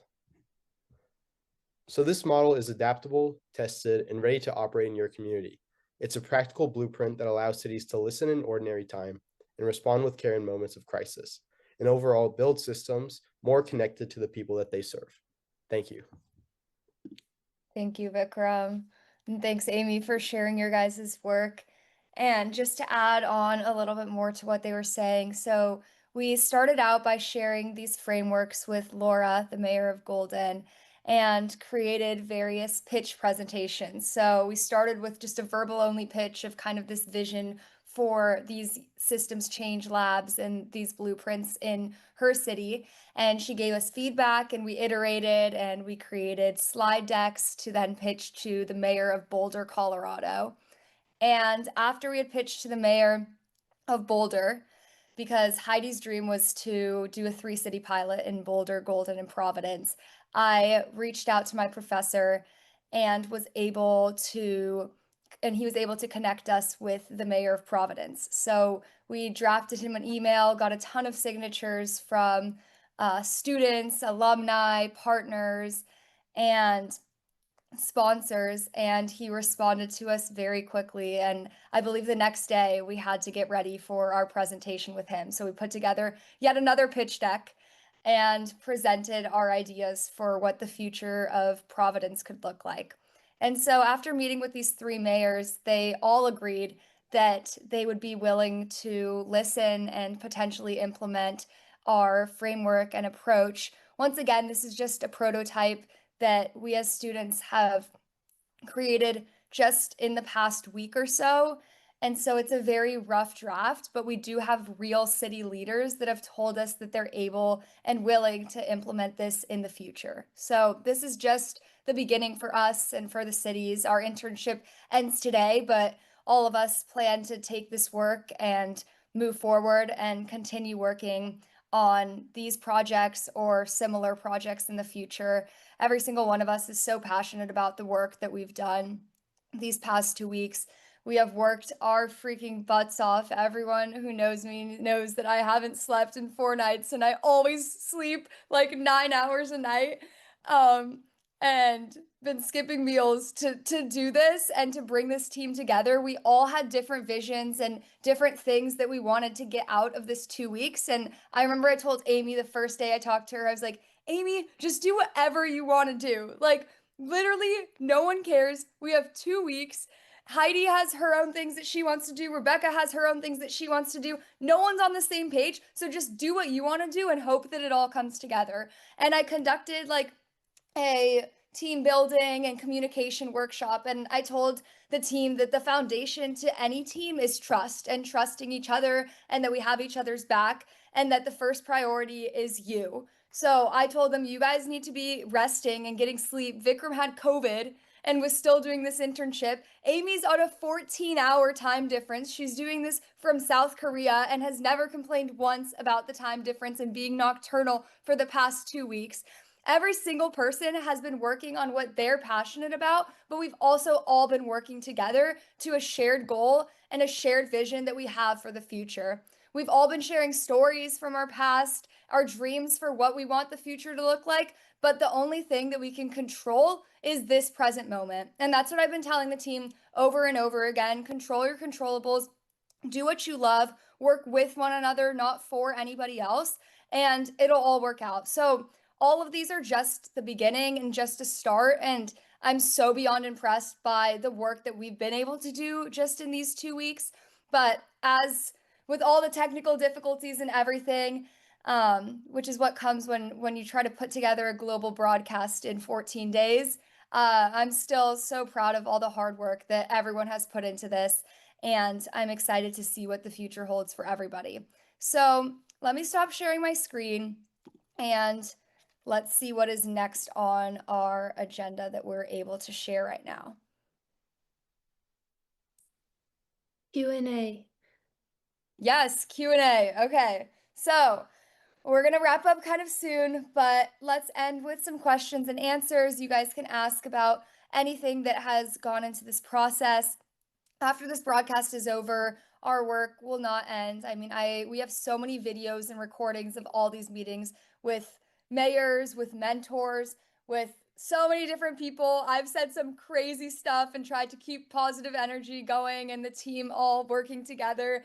And that's all on video somewhere. Thank God, honestly, that it didn't go out today. But I'm sure people will see it at some point, which is fine. I told Jack and Adrian when I sent them a video that if my story can help at least one person, then I want to share it. And that's what I hope to do.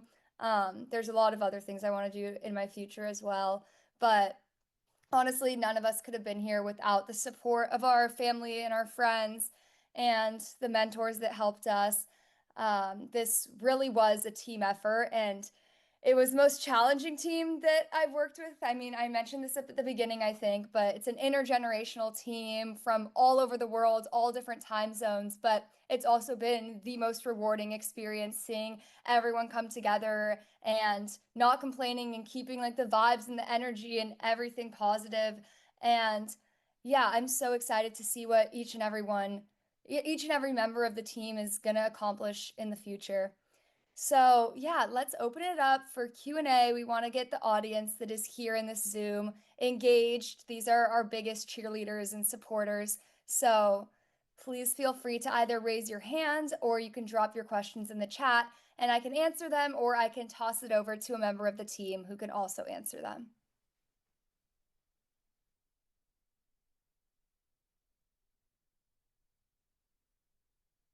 Yes, I see someone's hand raised. Margaret, go ahead. Yes, I'm Adrian Markey's grandmother, and I'm really very proud of what she's done and what you've all done. It's amazing. Good for you, and great job. I am active with the League of Women Voters, which is also very much involved in working with young people. And I would, I guess, say that my dream for you would be that the young voters, and I encourage everybody to vote. I mean, if you're going to make your dreams come true, you have to vote. But my dream for you would be that all of the young people age 18 to 25 would be the largest proportion of voters in the next election. That would begin to make some of your dreams come true. The league is not we don't support candidates. We're non-political in that respect, but we do support programs and initiatives, and we do work to get people out to vote, and that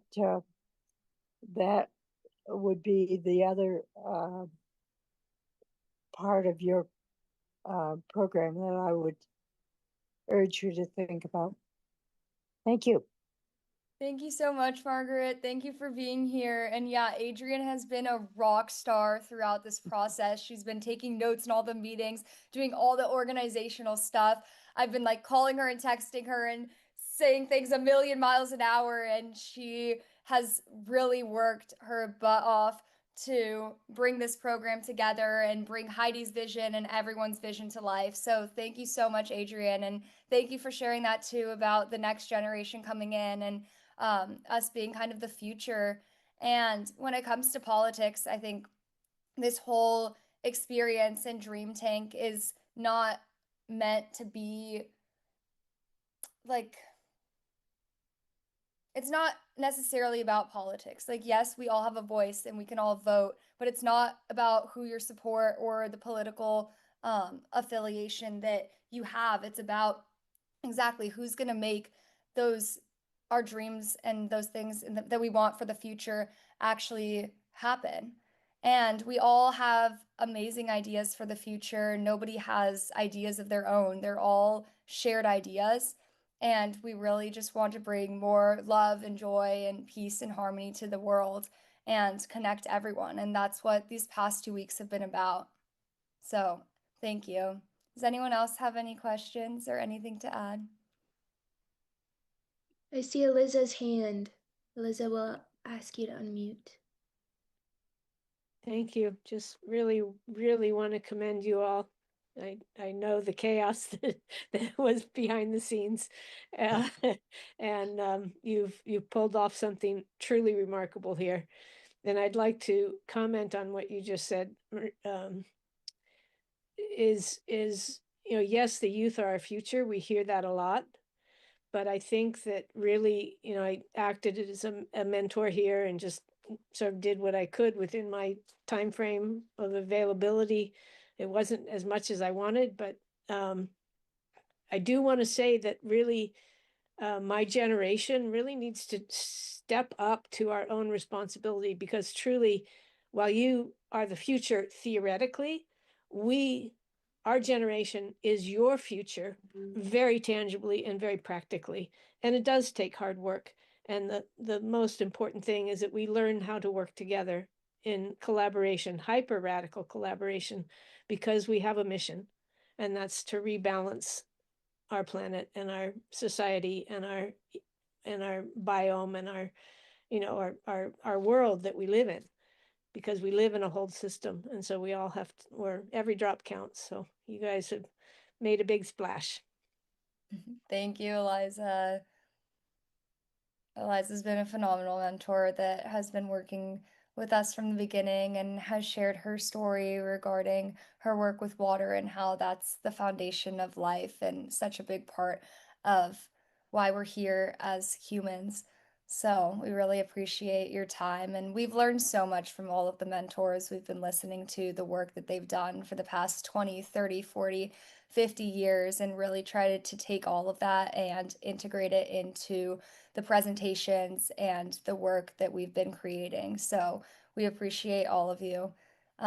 Next question.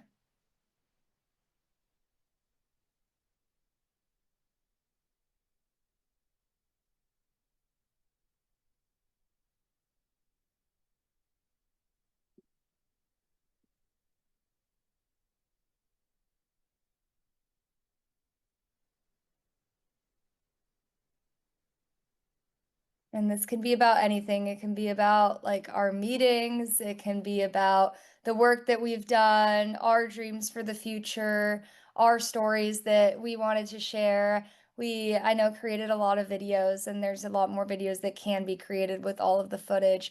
But I think that since we have limited time, it would be valuable if we could also share some of those things live and just tell the world and tell you all more about ourselves. Even though a lot of you know us already, if you're in this room, I feel like you could never know every single thing about a person and never be perfect. Like, I try my very best, and I'm the most imperfect person that I know.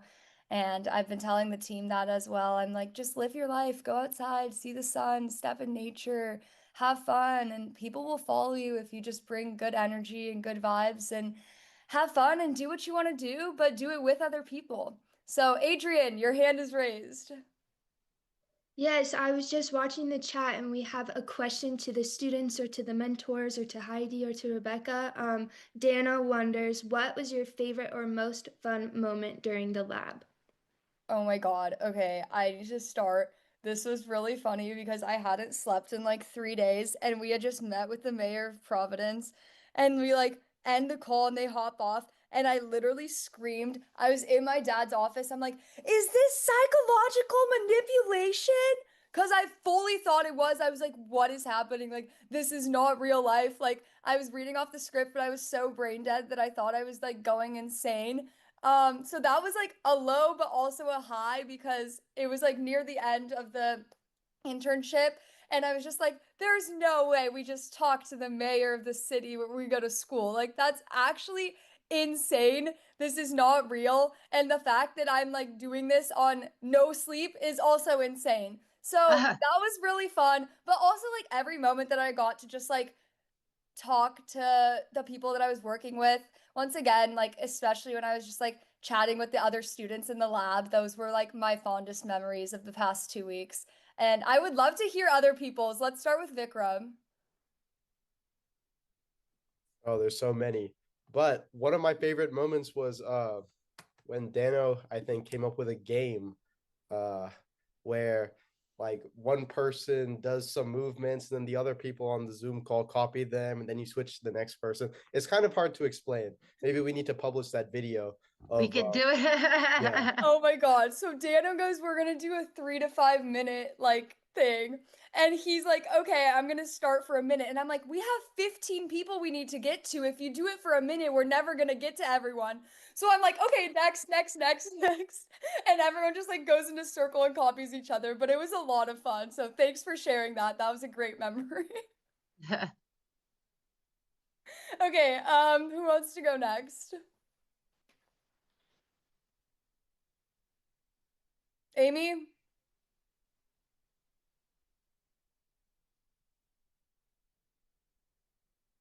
Yeah, I haven't thought about this. I'd say when I was in the call with Marina, like it was during our huge like intermission break for lunch, but we decided to stay on the call, like just two of us, and she was sharing like lots of things, but I really appreciated her time and that moment where we truly like connected and communicated with each other and got to know each other. So yeah, that's one of my fun memories for Wait, this that's so sweet, Amy. And I recorded those initial calls. They're in my files somewhere. So I would love to share those because it was just us like chatting and having fun and getting to know one another before working together. So we have a lot of questions in the chat, but I want to keep hearing if people want to share their like favorite experiences. Adrian, I know you've had your hand up for a while. I was just flagging the chat. I was going to read off a couple of the things posted there. Let's say Kenzie asked the students what you guys are excited to dive into next once this project wraps up. That's a great question. I am so excited to get back to Brown and see all my roommates and my friends and really be back in that community. And I know it's going to be a lot different from when we left it, but I know that it's probably one of the safest places that we can be now. And just being able to walk to my neighbor's house. I know, Fabe, you're here listening in right now, and see all my friends again and just hug them. And yeah, and then after that, I'm planning on living in Greece over the summer with my sister, which will be really fun, and then moving to Australia with one of my best friends, Fergus. And hopefully, actually, I will be doing a startup. So I'm really excited. As I mentioned at the start of this, I'm doing public health and entrepreneurship. So pursuing kind of both of those. And yeah, I'm just really looking forward to second semester of my senior year. I think it's been a difficult but rewarding journey at Brown, and it's been incredible to meet so many amazing people from all around the world. I came to Brown and my goal was to meet like literally every single person in my grade, and I tried my absolute hardest to make this happen. So I remember freshman year, I would just go around the hallways, like talking to strangers, go to every party I was invited to, and really just try to learn from all of the incredible minds that are there, and not just students, but teachers and mentors and professors and all of that. And it's crazy that it's wrapping up, but I'm really looking forward to what next semester holds for us. Yes, Heidi. Just beautiful. I just wanted to get and move forward and see who else may have some questions for some of the. Share my favorite moment. My favorite moment was when I was working with Jenny, Brendan, and I think Kevin, and we were thinking about how we can implement a good enough solution for campuses and cities. So we're thinking of the plausible ways we can develop a convenient and efficient enough system to address the problems such as those that Brown encountered, and how it can be replicated in many other campuses, and that how that looks like. So we are looking at other different implementations. We did a bit of research. It was just great to, brainstorm and to try out those solutions. I think it was very valuable for me, I'd say. I think the lessons I learned in those thinking chambers are going to be quite helpful in many other things I'm going to do onwards. So yeah, I think that was definitely my favorite moment in this internship. Yeah. Amazing. Thank you, Sylvester. And Jenny, do you have like most valuable takeaway or Yeah, favorite? for sure. I think for me, it's just I'm very glad to meet all of you guys. And Sylvester, I learned a lot from Sylvester since he's part of the building team. We've been building like different. We've been building the prototype for the interactive page and all the stuff for a long time, and it's just.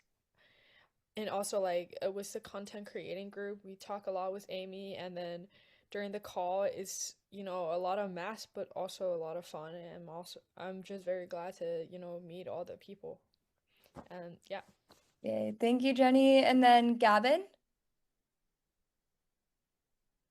Thank you, everyone. Thank you, Marina. I think my most valuable moment is I'd say, being around like a diverse community, both the Winterners, both the alumni, the mentors that came in, and really getting to talk to everyone. I think talking to the mayor was a great experience, and it really goes down to show how ideas can flow both ways, and all the ways community, I would say, can really help somebody feel empowered. But thank you. Yeah, thank you so much. And as we wrap up into our closing, which will be led by Heidi and Adrian, I just wanted to share that one thing I've learned throughout this experience is that there's really no such thing as failure. All we can do is try our hardest. And if it doesn't go exactly as planned, that's okay. We just move on. As long as we're all living our dream and the life that we want to live, and doing what we can now in this present moment to create that shared future. And it starts with each and every single one of you. It's not just the younger generation, it's all of us working together and appreciating and spreading love for the worlds that we live in and to other people. And that's what this past 2 weeks in the Systems Change Lab has been all about, is bringing people together and making connection, even if it's the smallest thing that you can connect about, like your favorite ice cream flavor or an airport that you've been to, even if you've never traveled to the city. There's something that you have in common with somebody else. You just have to ask questions and find that thing. And I also wanted to share, in case this did reach the world for the people listening in, that there's always people there to support you, whether it's your family, your friends, or your mentors, or your students. And if you're listening to this and you don't feel like you have somebody who has your back, just know that I do, and that I will be your friend, and that I will be there for you. And that's what I wanted to share. I just feel like the world could use more peace and joy and happiness and harmony. And it doesn't matter who you are and your background or where you come from or what it doesn't matter like what you believe. It just matters that you're doing good and that you're nice to people and that you're kind and that you're spreading joy and positivity and love. And if you have that passion and that positive like mindset and you want to work with people then a lot of good things will come to you and people will choose to follow that. So I just really want to encourage everyone to be a leader and to share your ideas and to not be afraid about what the world's going to say to you. And who cares if they think you're crazy? Like, we all have crazy ideas. We might as well turn those ideas into reality.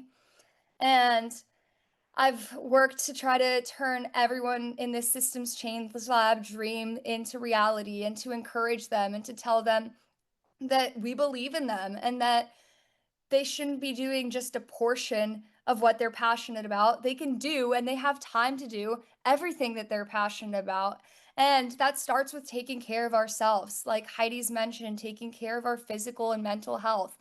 And then once you've taken care of your basic needs, the fundamental SDGs, then you can move outwards and you can take care of other people and do things for other people and help them out and do the things that drive you and work with people that you love and that are kind people.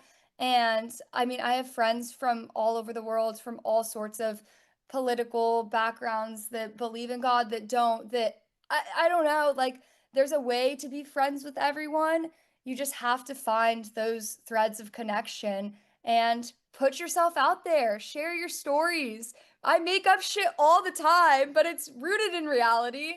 Like, there's reality, like, even conspiracy theories, like, they've got to be rooted in reality somehow. At least that's my opinion. So I'm not going to judge anyone for what they believe or who they are. I'm just going to judge them for how they treat me and how they treat other people and living things.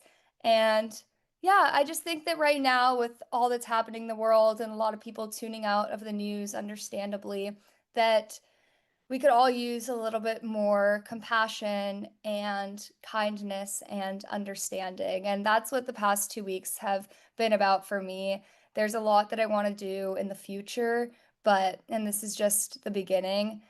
And yeah, that's kind of what I wanted to share with the world. I know that we're closing up in a couple of minutes, so I will let Adrian and Heidi take it out because they've been working on this for forever. So thank you guys. Thanks, Marina. Thanks, Marina. Marina, as the only senior of the lab, has been a huge leader for our team and super welcoming for all of our first years. So thank you for your leadership and your voice, Marina. Okay, everyone. As we close out this first ever broadcast of DREAMCAST, and what that means is the first time we've ever done a global broadcast of our event, a showcase at the end of this program. And we're going to keep doing lots of storytelling about all of these amazing young people doing incredible things, because just watching this can change lives. Am I right? You're right. Yes. So we want to thank you all from our hearts. This is truly an intergenerational effort of champions, and you are part of this emergence. So thank you again. And what you just experienced came together through 10 plus years of dreaming, doing, failing forward, and rising again. Personal sacrifice, time, financial sacrifice, all of those things we do when we're going after our dreams. And you are witnessing the culmination of that. And through students, partners, mentors, producers, and visionary young people who continue to show up with imagination, insight, and care. Yeah, and it's not always easy to hold this kind of hope and enthusiasm, especially in moments of crisis, in systems that don't yet work and futures that feel uncertain. But what inspires me is this: seeing what happens when you put young people, civic leaders, and cross-sector collaborators in the same room and say, let's design something better. And for the past few months since I've been in this role at Dream Tank as the chief of staff, I'm a recent college graduate from CU Boulder, Go Buffs. I've never felt more seen, more empowered to shine my light and to share my gifts. And that fills me with awe, and it gives me courage to rise to my highest potential. And I want to thank every single person who has made this possible. Everyone watching, Heidi, Dream Tank, Rebecca, Mayor Weinberg, the Winterns. I feel supported, and I have really been given the platform to dream and make my dreams come true. I want to celebrate you here for a moment, Adrian, because I have been having front row seat to see what happens with someone like you, a young person that has so much to offer the world. And you might notice that her title is now Chief of Staff. Her title was Chief of Staff Fellow. We have run pretty much everything over the years through fellowships, just like we're going to do with your cities and communities. And Adrian was a fellow at first, just learning this role. When she asked me, what's the best role to learn everything? I said, Chief of Staff Fellow. I said, let me tell you. And then wasn't it fun when we talked to Mayor Smiley? Yeah, Mayor Smiley used to be a chief of staff as well. Yeah. So he was like, there's a pathway for you. But we dropped the fellow about a month ago because she is extraordinary. And this is so much genius and capacity and agency and energy that all of us could be working with and designing the future together. And I want to add a huge thank you to Rebecca Irby for your leadership, vision, and partnership from the very beginning of when we started planning this lab. And I'm so happy we met at this intersectional moment. I want to thank Eleni Anna Sophia, who has been a visionary guide, a grounding force. She is staying here with me and my roommate, and also helps make sure that I eat in this time, since I haven't really been able to do much else but focus on this since December 13th. Thank you to Hubcast International for your commitment to bringing stories of care to the world. Thank you for helping us translate our special story into something the world can experience together live. To all of our city and global partners from Providence, Boulder, Golden, and Nairobi, thank you for opening the door to the youth voice and standing with us in this upcoming pilot. To our mentors, facilitators, and co-creators, you know who you are. Thank you for holding space, guiding youth, and helping prototypes become real. In class of 95, showing up. It was so much fun with my friends, Bill, Brendan, Laura, Charlton, who all were starting to show up, and Ruth, and interact with the students and opening doors. And personally, I want to thank my children, Summer and Cody. They were the first dream tankers before there even was a dream tank, and the original spark behind this work.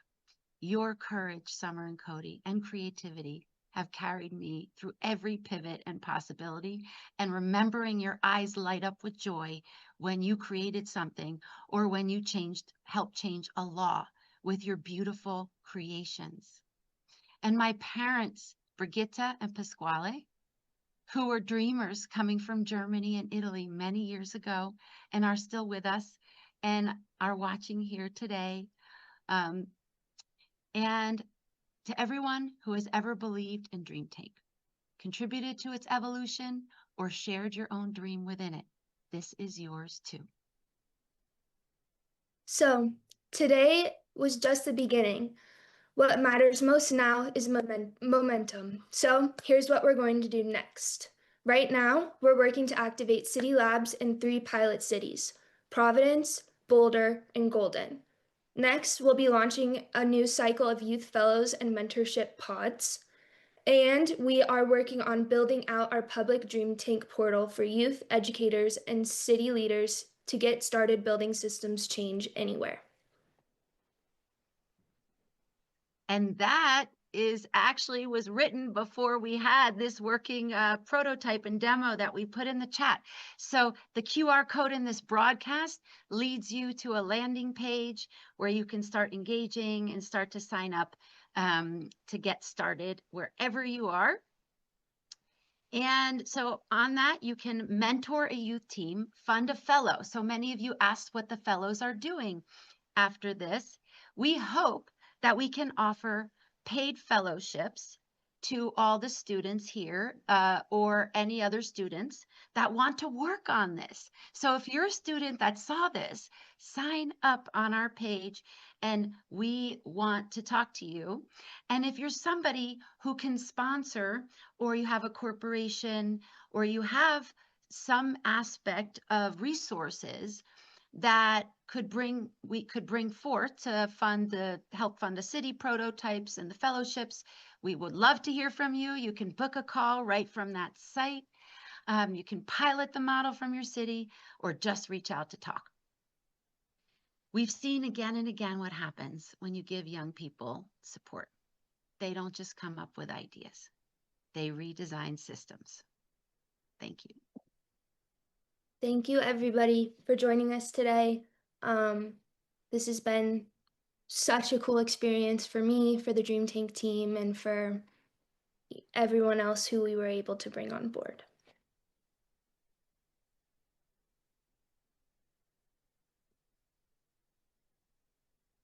Thank you so much, everyone, for being here. It's been such an honor and a pleasure. And we welcome you to watch our ending credits, and then we're going to close out the room. Blessings and peace to everyone who is here, sending so much love into to everyone who is watching and who is able to be with us present here today. Well done, Heidi.